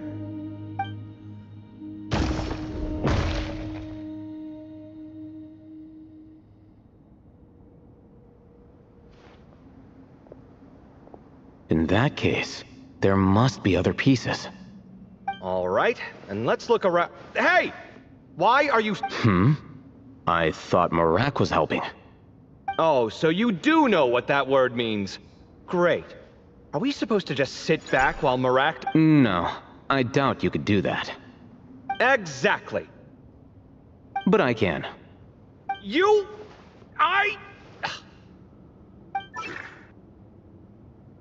See? It's all coming back to me. How insufferable it is to work with this no-good, do-nothing... We could be more efficient, I agree. I'll work on this piece. You take care of the rest.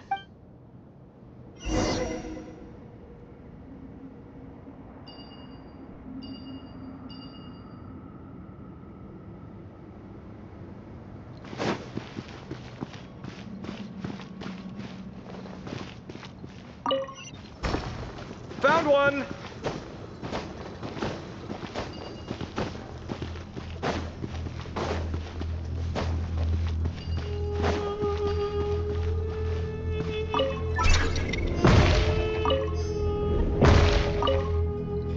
Good teamwork.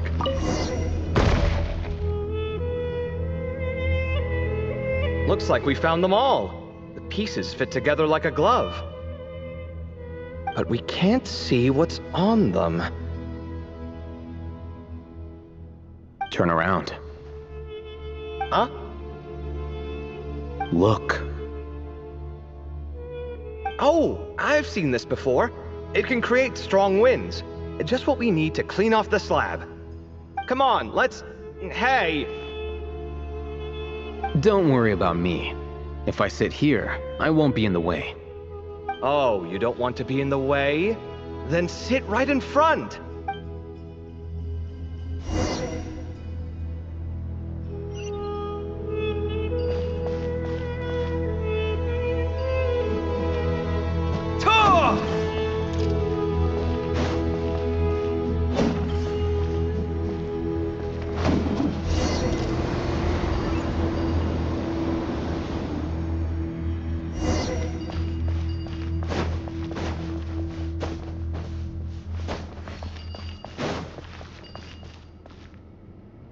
Done. Huh. That's one big cat. And there's a shattered crown. I think it's depicting some kind of story. Look, there's writing too. The Ibis King answered the young noble, granting him the wisdom he sought. But the fragile crown was shattered by lies in the end. Here I leave the name, Gudar's. Gudar's? I've seen that name in a history book before. He was a young noble who sought to save his realm, and a king who once united the desert. That's right. Although his methods were rather shameful. During his long reign, he betrayed his family and the nobles who supported him, only realizing the error of his ways after his enemies left him nowhere to turn. But by then, it was too late. Seems like a common occurrence across history. Different people, same mistakes.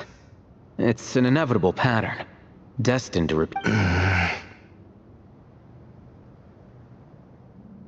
The writing mentions the Ibis King, but a cat is depicted here. Does that mean... So far, what's depicted on the slab seems true to history. In which case, this cat is either a proxy for the Ibis King or a manifestation of said king himself. Exaggeration is a common method ancient records use to highlight a being of higher status. And as we know, Layla and Jur both heard the sound of a cat while escaping the ruin. You're saying the Ibis King, one of the legendary 7 pillars of King Deshret, is here, still helping those in need? I'm saying we can't rule it out.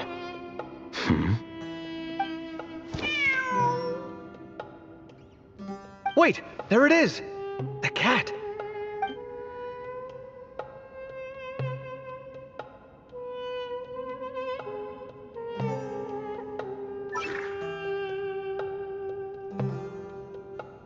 Ah! Marak went after him! The cat's showing us the way forward. Come, let's follow. Okay.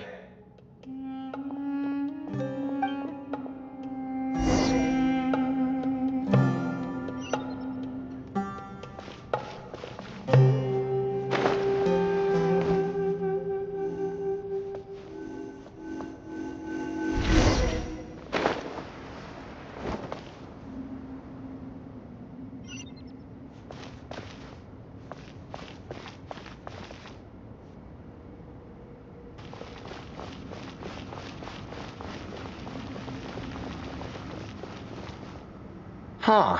The cat's... gone. Yes, but look where he led us. Oh. Another slab. It looks similar to the last one.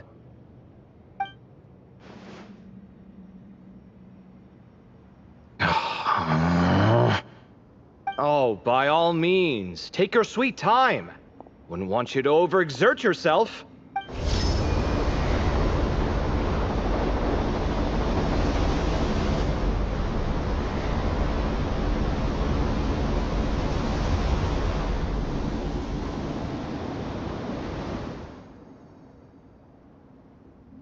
Huh.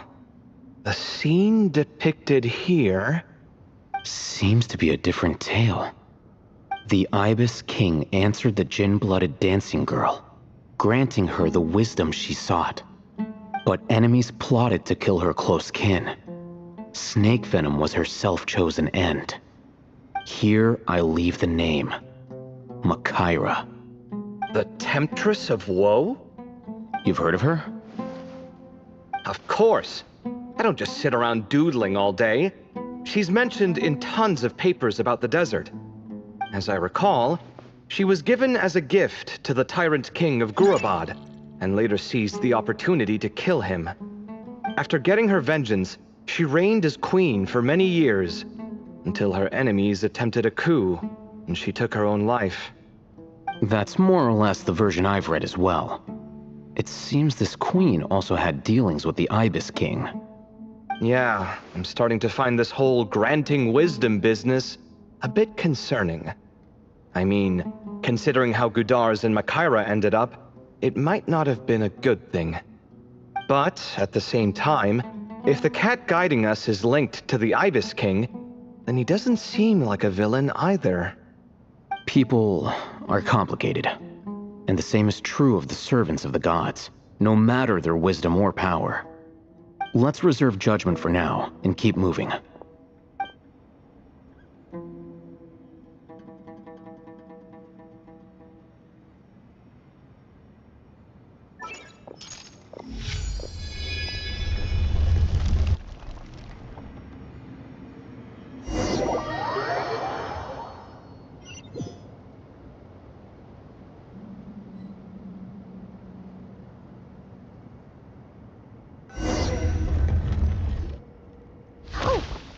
To ask earlier, have your memories come back, Layla?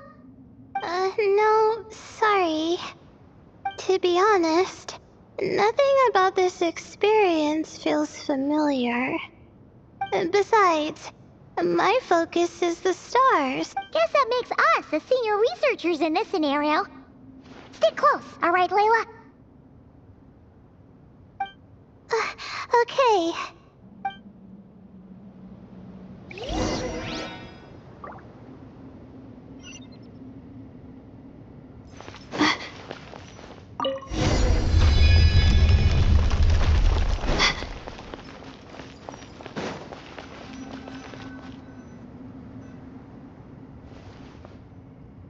Wow. What a tall ceiling. Yeah. For such a big place, it's so empty. Like no one ever lived here. Sure must have been boring to live in ancient time. Now that you mention it, I've heard some people used to draw star maps on their vaulted ceilings. Some might even make them transparent to better observe the movement of the stars. It sounds so nice. Stargazing from the... wait a second. I think I see something up... Huh? How is Paimon supposed to do that? Oh, right.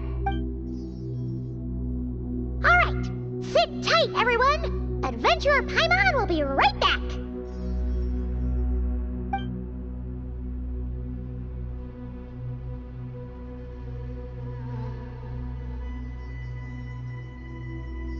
Okay, so, there's nothing soup and a whole bunch of dust, dirt, and sand.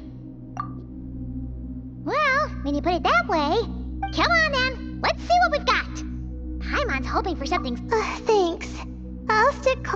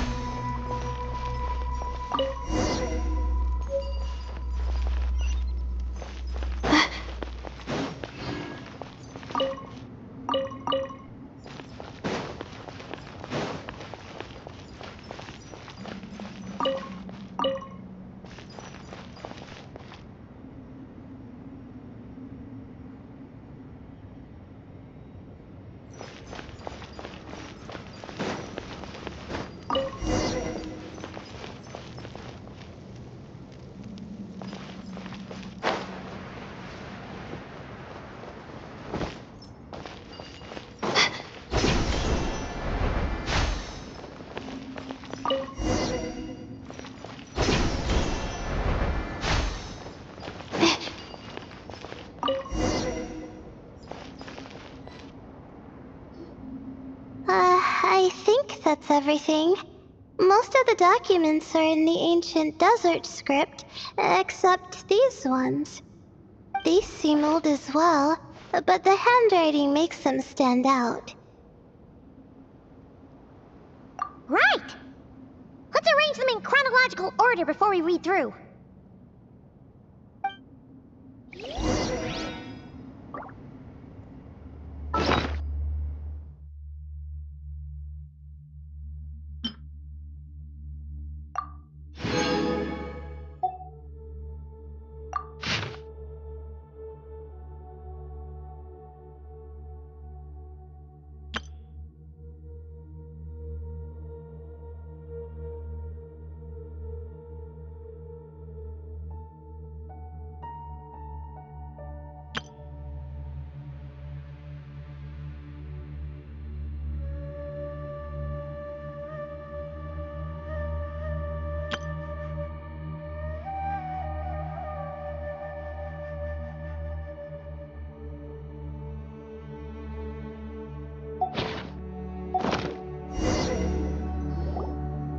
Okay, now let's take a look.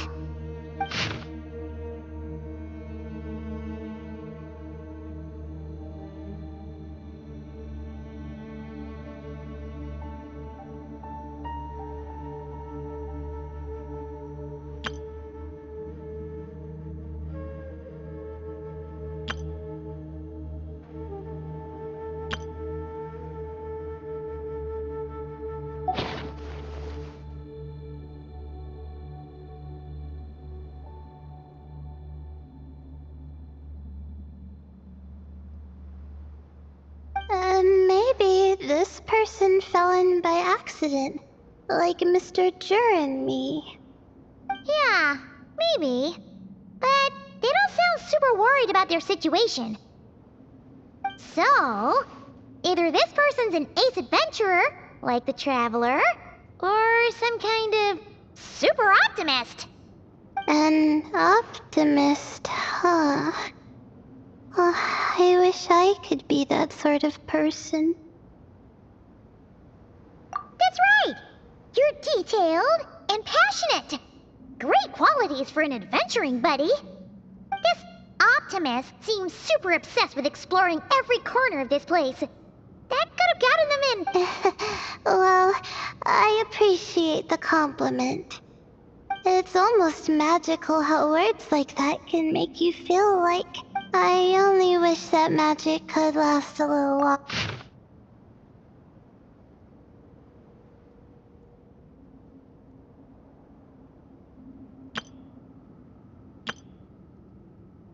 Oh, looks like you were spot on, Paimon. See? Told ya! That's what happens when you don't think things through. And all this talk about seniors and juniors, he was a student just like you, Layla. Whew, he sure talks a big talk for a student, though. You'd think he was some kind of old scholar instead. Huh. What is it? Did Paimon say something wrong? No, not at all. I was just thinking, and this might... you notice too. I mean, it's good that he helped treat his companion's wound, but it didn't seem like it was out of kindness. More like he was looking out for his own self. I don't know. Maybe I'm reading too much into it. Yeah. If you're both in this dangerous situation together, wouldn't you mention them at least once? If it were Paimon, she would write down the name of every single person she was with. No one would be able to get away.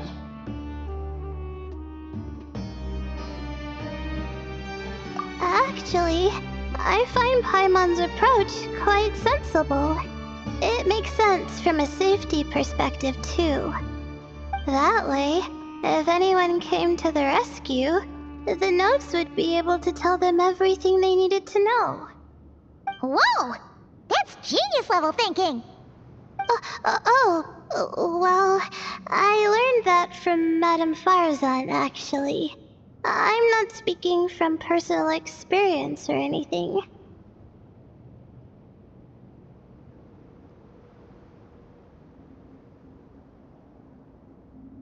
Oh, no!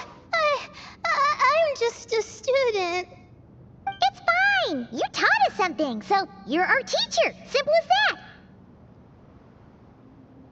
Anyway, from the looks of things, the student who left these notes behind was pretty weird. Let's keep reading.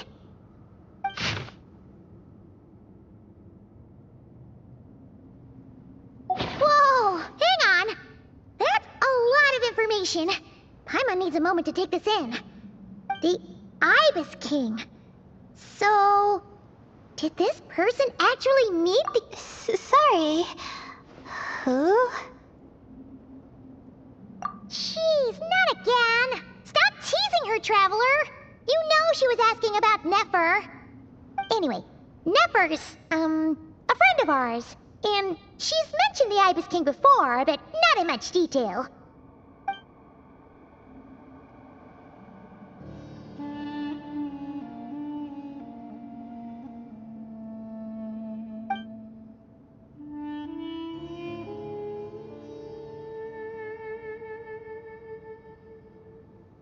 Oh, I see.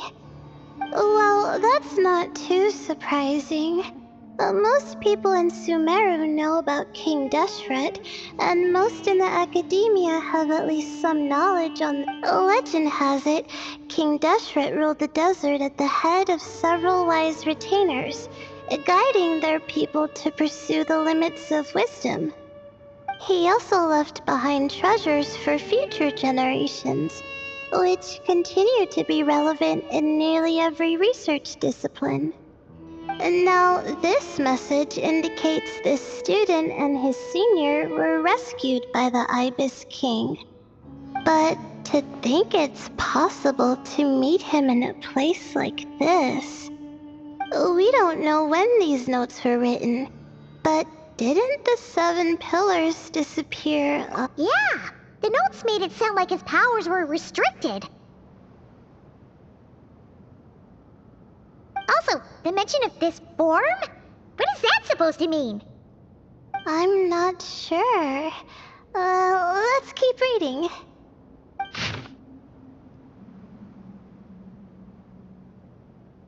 Oh, this is the last page. There's even a signature at the end. Well, sounds like they made it out. Guess it was a happy ending after all. Wait, but it says, the Ibis King cannot be trusted. Huh. Our friend said something similar. That the Ibis King was a liar. And the notes did make it seem like something wasn't quite right with him. Maybe he wasn't one of the 7 pillars at all, but some kind of... Huh? What's that supposed to mean? I think Paimon raises a good point. Let's keep our guard up just in case. Alright, I think that's all the clues around here. How about we... Oh, it's Marak! That means Kaveh and the others should be around here, right? Hello? Anyone up there? Can you hear us? Yeah, we can! You know, sound travels just fine in an empty chamber like this. You don't have to shout. Of course, if you're shouting to express your excitement at being reunited, by all means, pretend I never said anything. Yelling like this is kinda exhausting. Come on, let's head back down.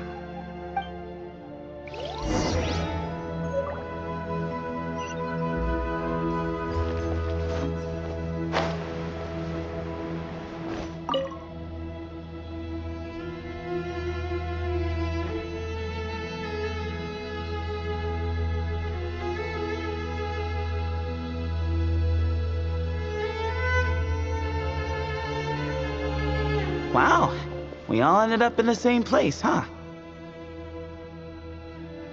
Yeah, what a coincidence. Indeed. Or as I like to call it, the chai factor.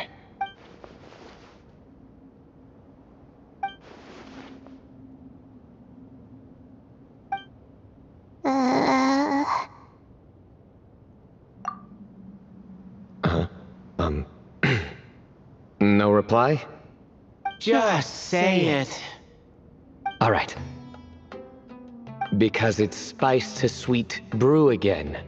Oh, hey, that's a new version. Wait, what? You've never heard that one?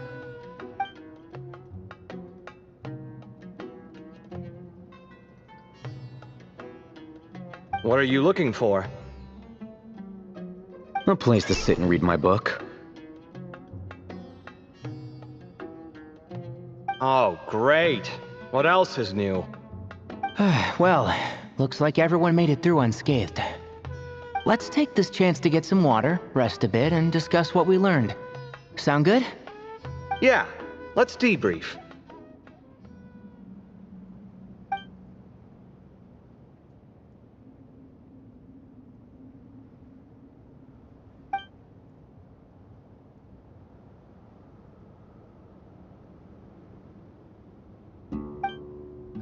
Okay, so we all learned a lot, but it feels like we ended up with even more questions.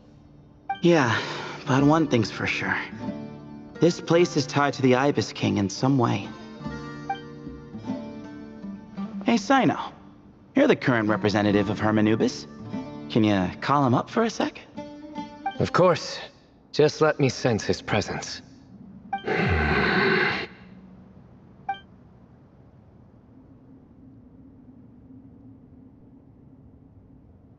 Just kidding. I can't sense him at all.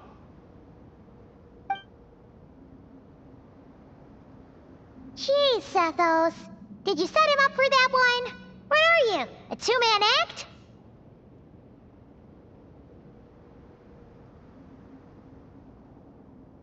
Sorry, Herman Nubis isn't like the Ibis King. He can possess me, but I can't talk to him whenever I want. Oh, truly? Does that mean he's gone? I would have liked to reminisce about old times with him. Ah, the cat! It speaks! Of course it speaks. In fact, it is not an it at all. You do me a great offense. My apologies. Esteemed cats, sir?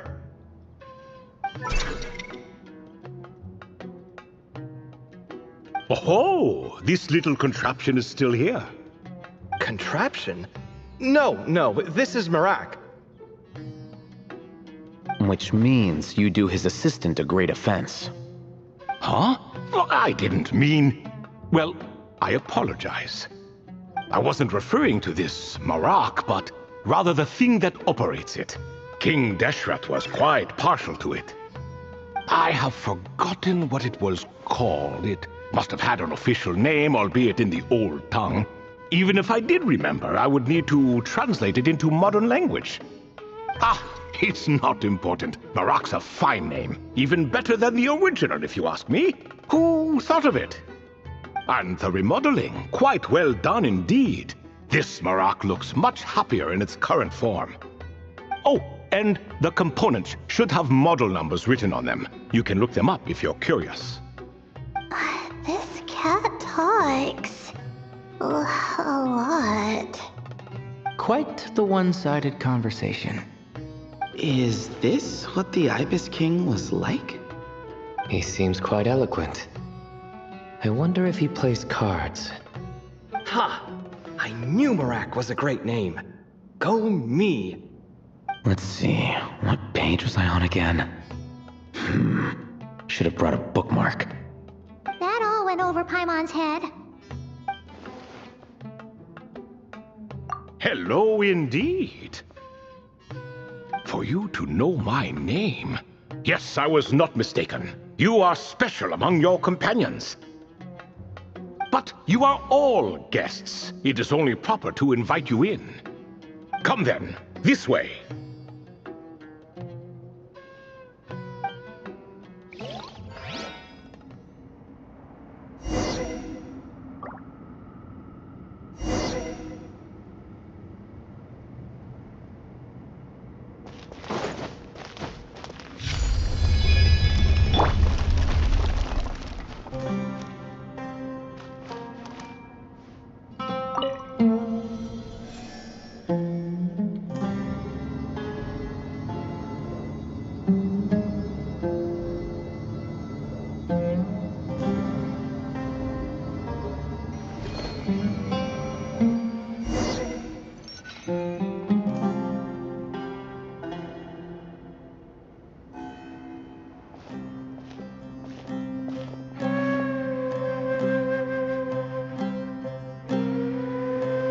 Welcome to my humble abode.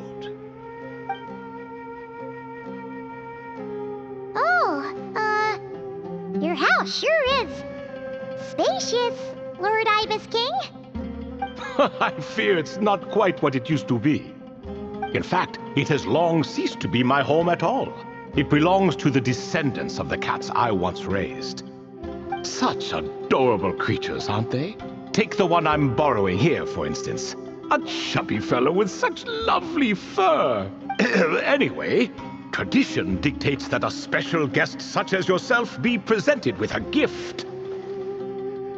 Alas, it's a first-come, first-served basis, you see. I fear with the passage of time... What? So the treasure's gone already? Treasure, you say? Not an inaccurate description.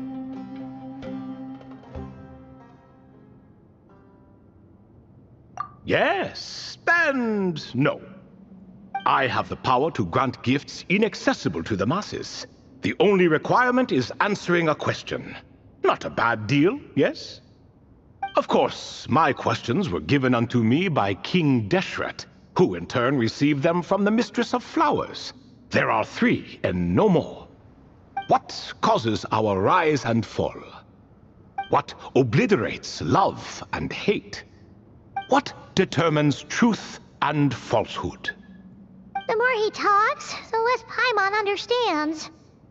I see.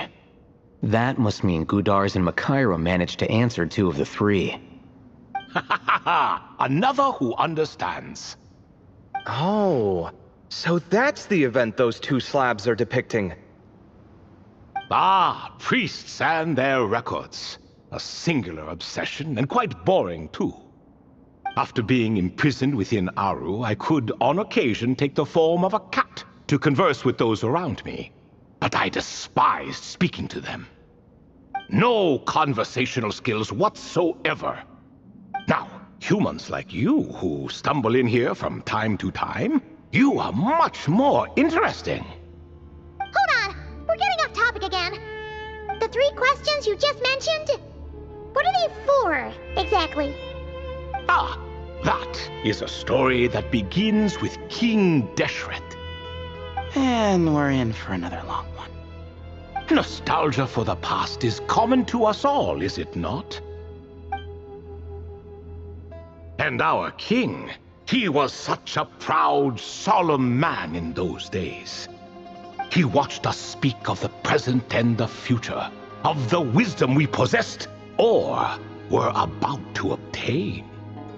We were his proud retainers, confident in our belief that, so long as each one of us used our abilities to the fullest, progress was inevitable. Yet, King Deshret's ambition was not destined to be allowed in a closed-off world such as this, so nothing went as planned. In fact, from the beginning, there were signs an outcome of this nature was inevitable, because although there were 7 pillars, one was forever absent. Al-Ahmar would insist the Dendro Dragon Sovereign was one of us, but the dragon herself rejected that idea. Huh. Like a card you can never seem to draw from your deck. More like a card that was never in the deck to begin with. Alas, that's just who Al-Ahmar was. There was nothing we could do about that. And I always preferred chess to cards. In the end, life grew unbearable for our king. But, of course, those who remain must continue to live on. But subjects like us were less fortunate. After all, the fate of a retainer is decided by the king, including the chance to walk away. So it was then that King Deshret had Kroko, Goti, and I locked up within Aru, where we remain to this day. Kroko. Goti? Ah, of course. You're more familiar with their full names. Sobek, the Crocodile King, and Hereshef, the Goat King. And let me tell you, when it comes to chess, Hereshef was a habitual backseat strategist, always spewing nonsense from the sidelines. Well, Sobek was all too quick to take his terrible advice, to the point where I was the one who got accused of cheating. Chess is an exercise in patience, and that man couldn't sit still to save his life. He could never excel at that game. In fact, neither of them were good at chess. Even so, we played together often, and since I was always the winner, we got along quite well. What are you laughing at? Were we not good friends? No one's laughing. Paimon would never. No, not you. It's Goti. He's laughing for no reason again. Can you not hear him? Ah, right. Of course you can't. The two of them are inside Aru, as am I, so only I can hear them.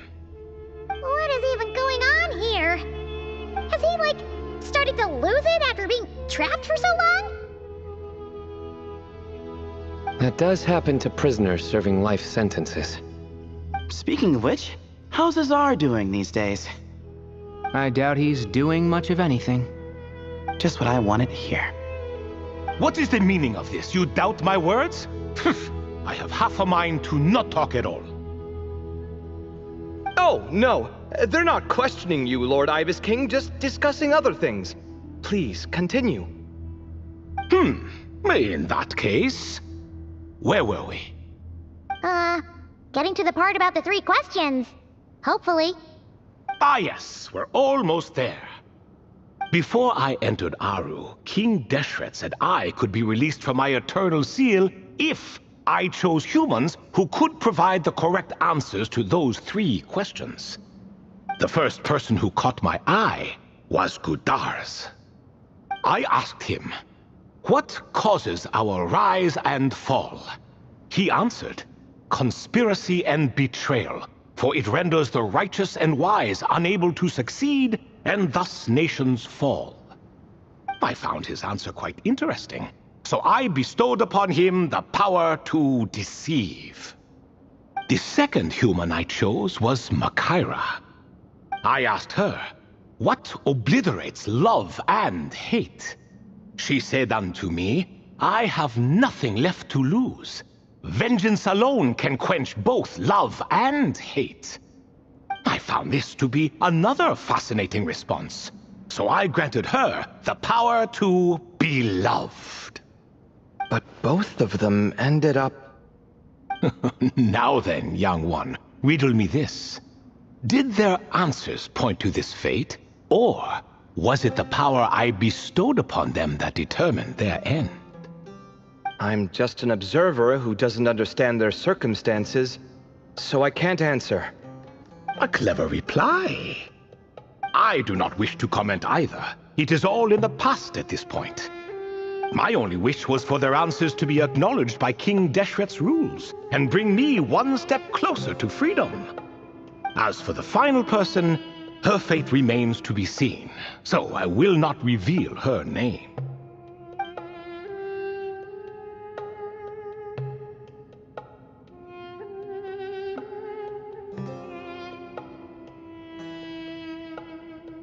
I asked her, what determines truth and falsehood? And found her answer quite compelling, so I bestowed upon her a gift to match. As you can see, however, I have not been freed, so it's clear the answer she gave at that time was wrong. But, alas, 3 people were chosen, and 3 questions were asked. So now all I can do is wait. Wait until her wisdom is in line with the rules set forth by my king. Until she has found the true answer to that question. No wonder there was no 3rd stone slab then. Or perhaps you're just not ready to include her in the story. Though that might be a generous interpretation. Well, it's not merely because her story remains unfinished. As the remaining priests of this place left, or passed on, there were none left to record the events that followed. Besides, stone slabs are few and far between in the Great Red Sands. In the sprawling desert, very few things or people even manage to leave a trace. But sometimes I can't help but wonder, if that young man from several centuries ago had been willing to answer my question, would I have left Aru by now? Wait, so there was someone else? Of course, it has been thousands of years after all. All sorts of people have stumbled upon this place, but I only chose the special ones. That young man had such a singular intelligence, though his companion, by contrast, was rather average. The author of those notes we found? The student named Zondik? Ah, yes, I think that was his name. In truth, I was unsure whether I should grant him my 3rd remaining gift. He was, of course, exceedingly clever, but he was also mistrustful and narcissistic in equal measure, and there did not seem to be a line he was unwilling to cross. Too much power could be dangerous in the hands of someone like him, so I found myself rather relieved when he declined my gift. Oh, He turned you down? Did he give a reason? Yes. He said he didn't need it. I still remember the look in his eyes. Nothing stood out per se, and still I could sense contempt and disdain radiating from his gaze. I could not give an exact reason, but on instinct I just knew it would not end well to get close to a man like that. So, I tricked him. Stick close to your companion, I said. Only the descendants of Tuletula can come and go as they please. So, does that mean his companion wasn't a descendant of Tuletula? Oh no, that part was true. The lie was in the other half. Anyone can enter or exit this place. There are no restrictions. I saw that his companion was exhausted and was concerned Zandik might leave him behind, or worse, that some other accident might befall him. So I made up an excuse to prevent Zandik from going a step too far. Oh, and speaking of, Sandik's companion had the same blue hair and pointed ears as you.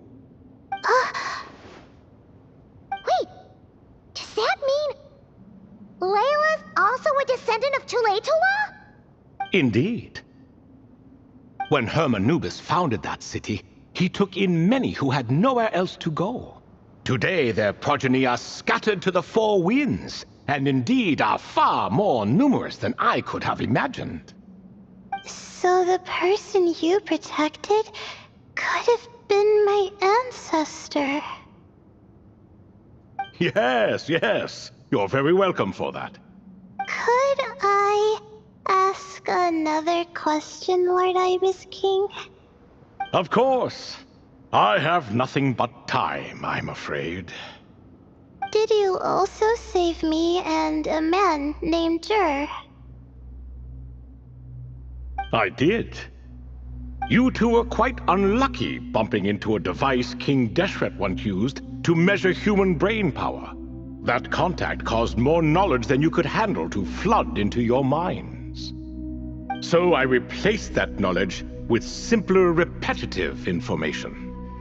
Of course, the side effect being the same thought repeating over and over again in your mind, but that should resolve itself in time. How many moons are there in the sky?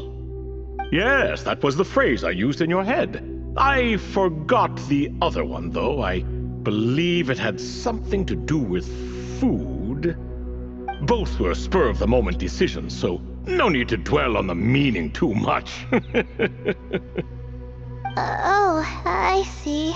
As I said, young one, you are most welcome. If you're inclined to return the favor, perhaps you could turn off that device so no one else can trigger it?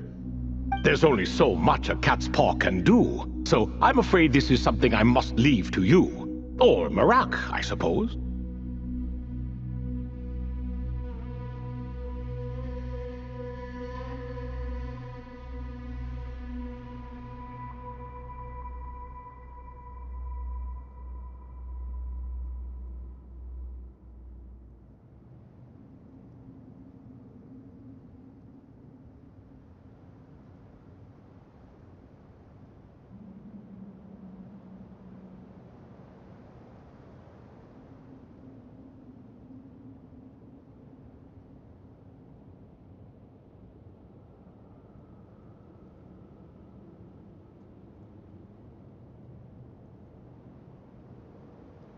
Oh, splendid! Another one bites the dust.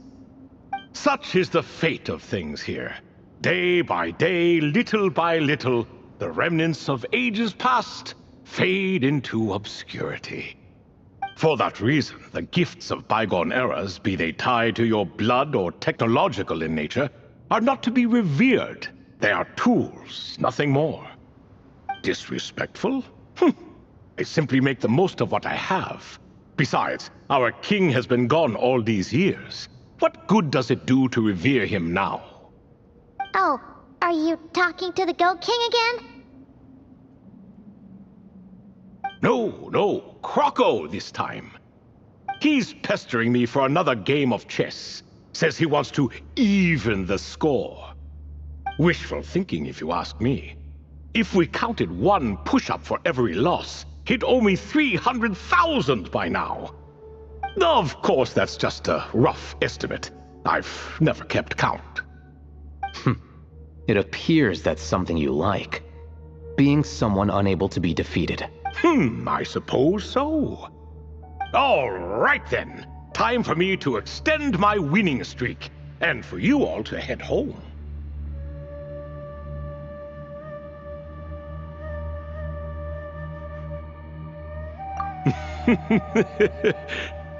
In truth, deep down, I know even the answers to those 3 questions will not change my fate. But that is for me to reckon with. Go on now.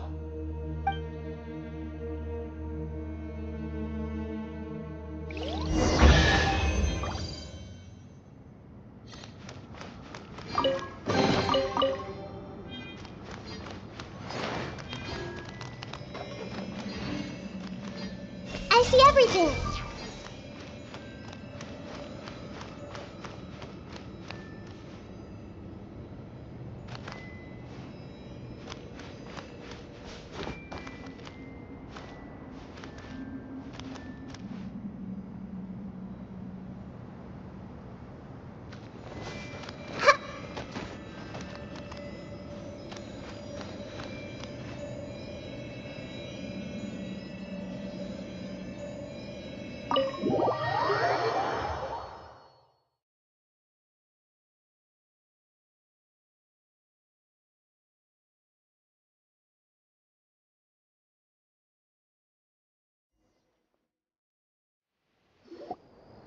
Excuse me? Do you even know what time it is? I've harvested 3 crops of tomatoes while you've been gone. You're exaggerating, Professor. I'm making a point. There's a difference. Sincerest apologies for keeping you waiting, Professor Cyrus. See, that's what I call manners. Now, are any of you hurt? Nope. It went way smoother than we expected, actually. I presume the investigation is complete then. Come, tell me all about it.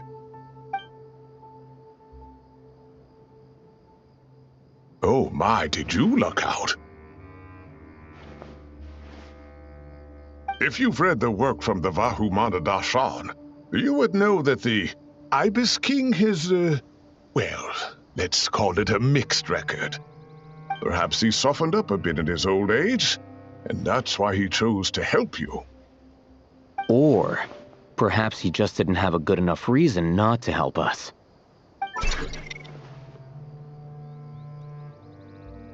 See? Marak agrees.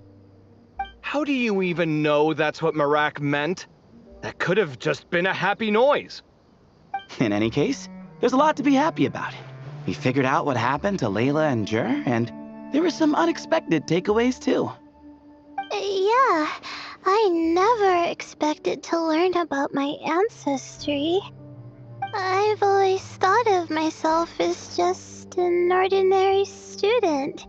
I never would have even considered something like that could be true.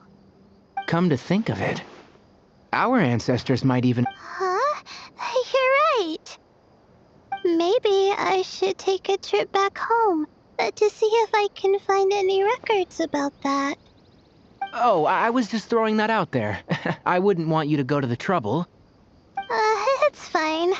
My advisor gave me a break, and I still have a few days left, so... Oh, wait. My study topic. Right.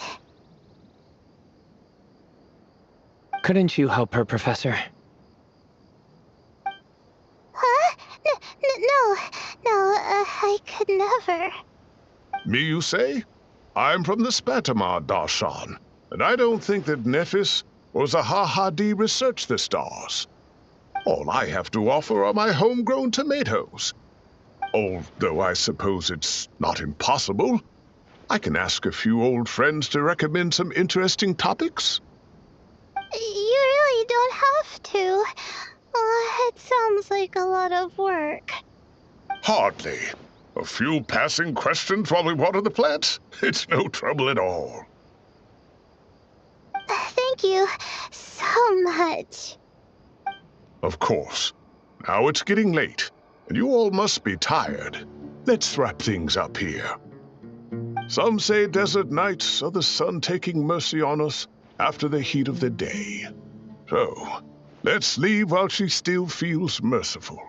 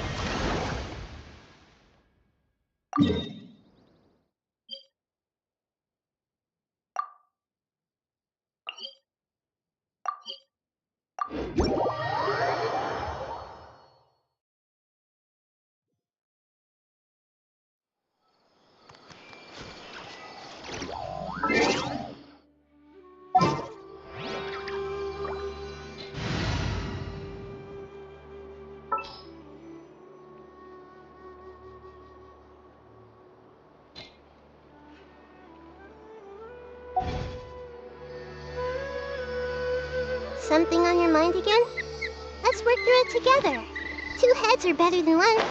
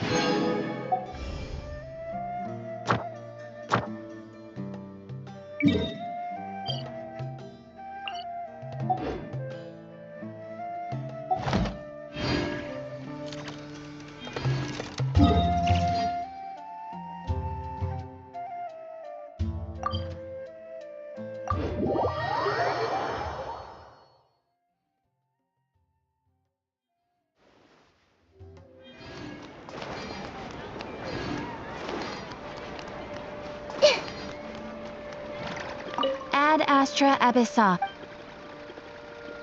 Thank you for completing today's commission.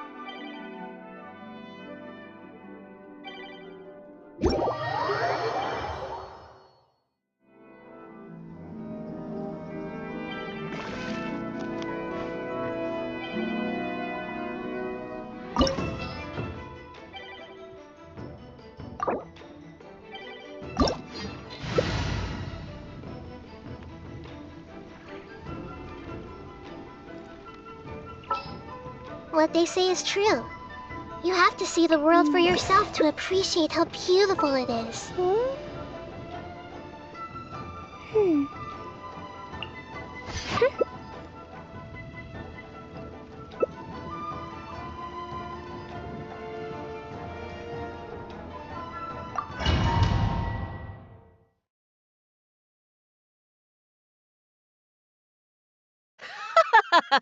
You're trembling. Is it the cold or just cowardice?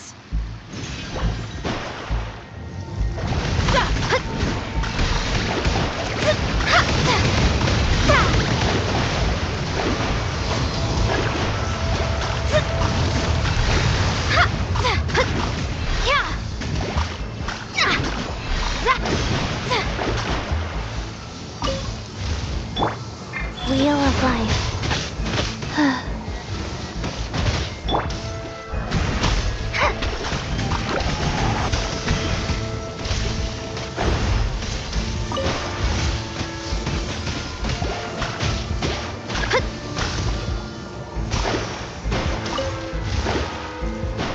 Let me scry.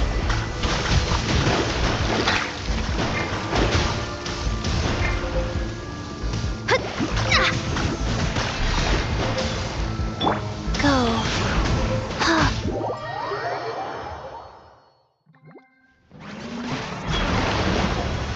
Dance, my pretties!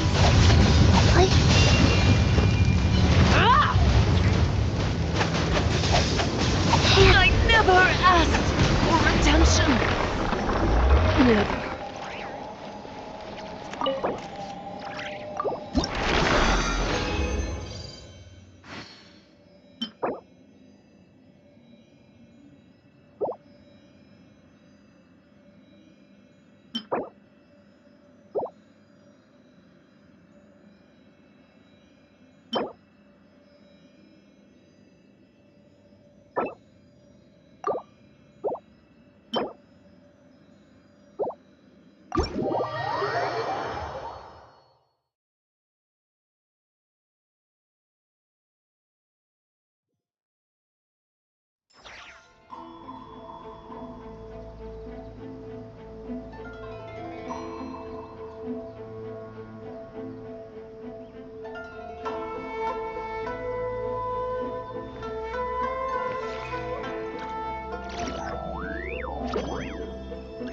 This is no place to loaf around.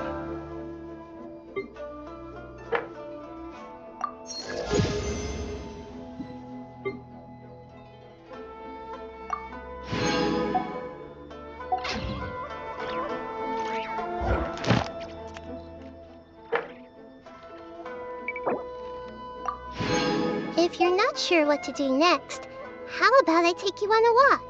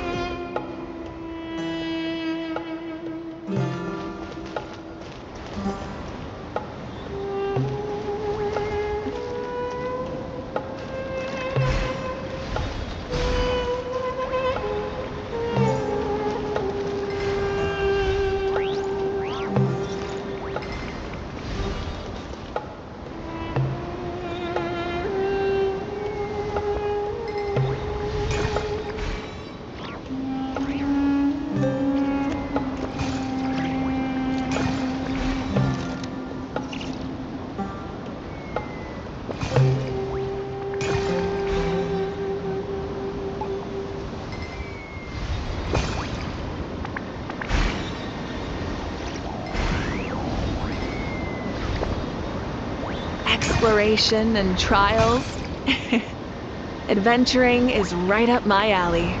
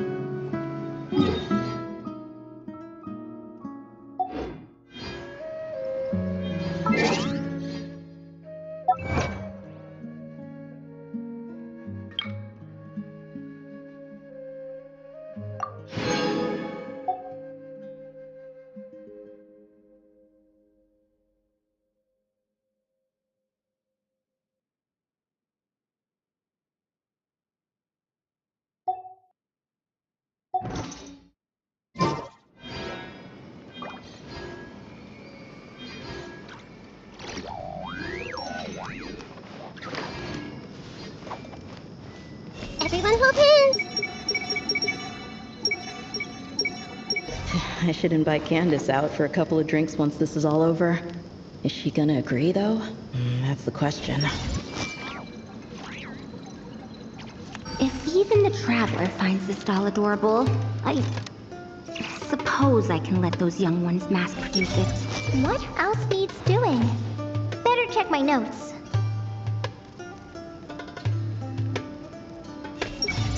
That's it, Kale. Show them what you've got. This is the best.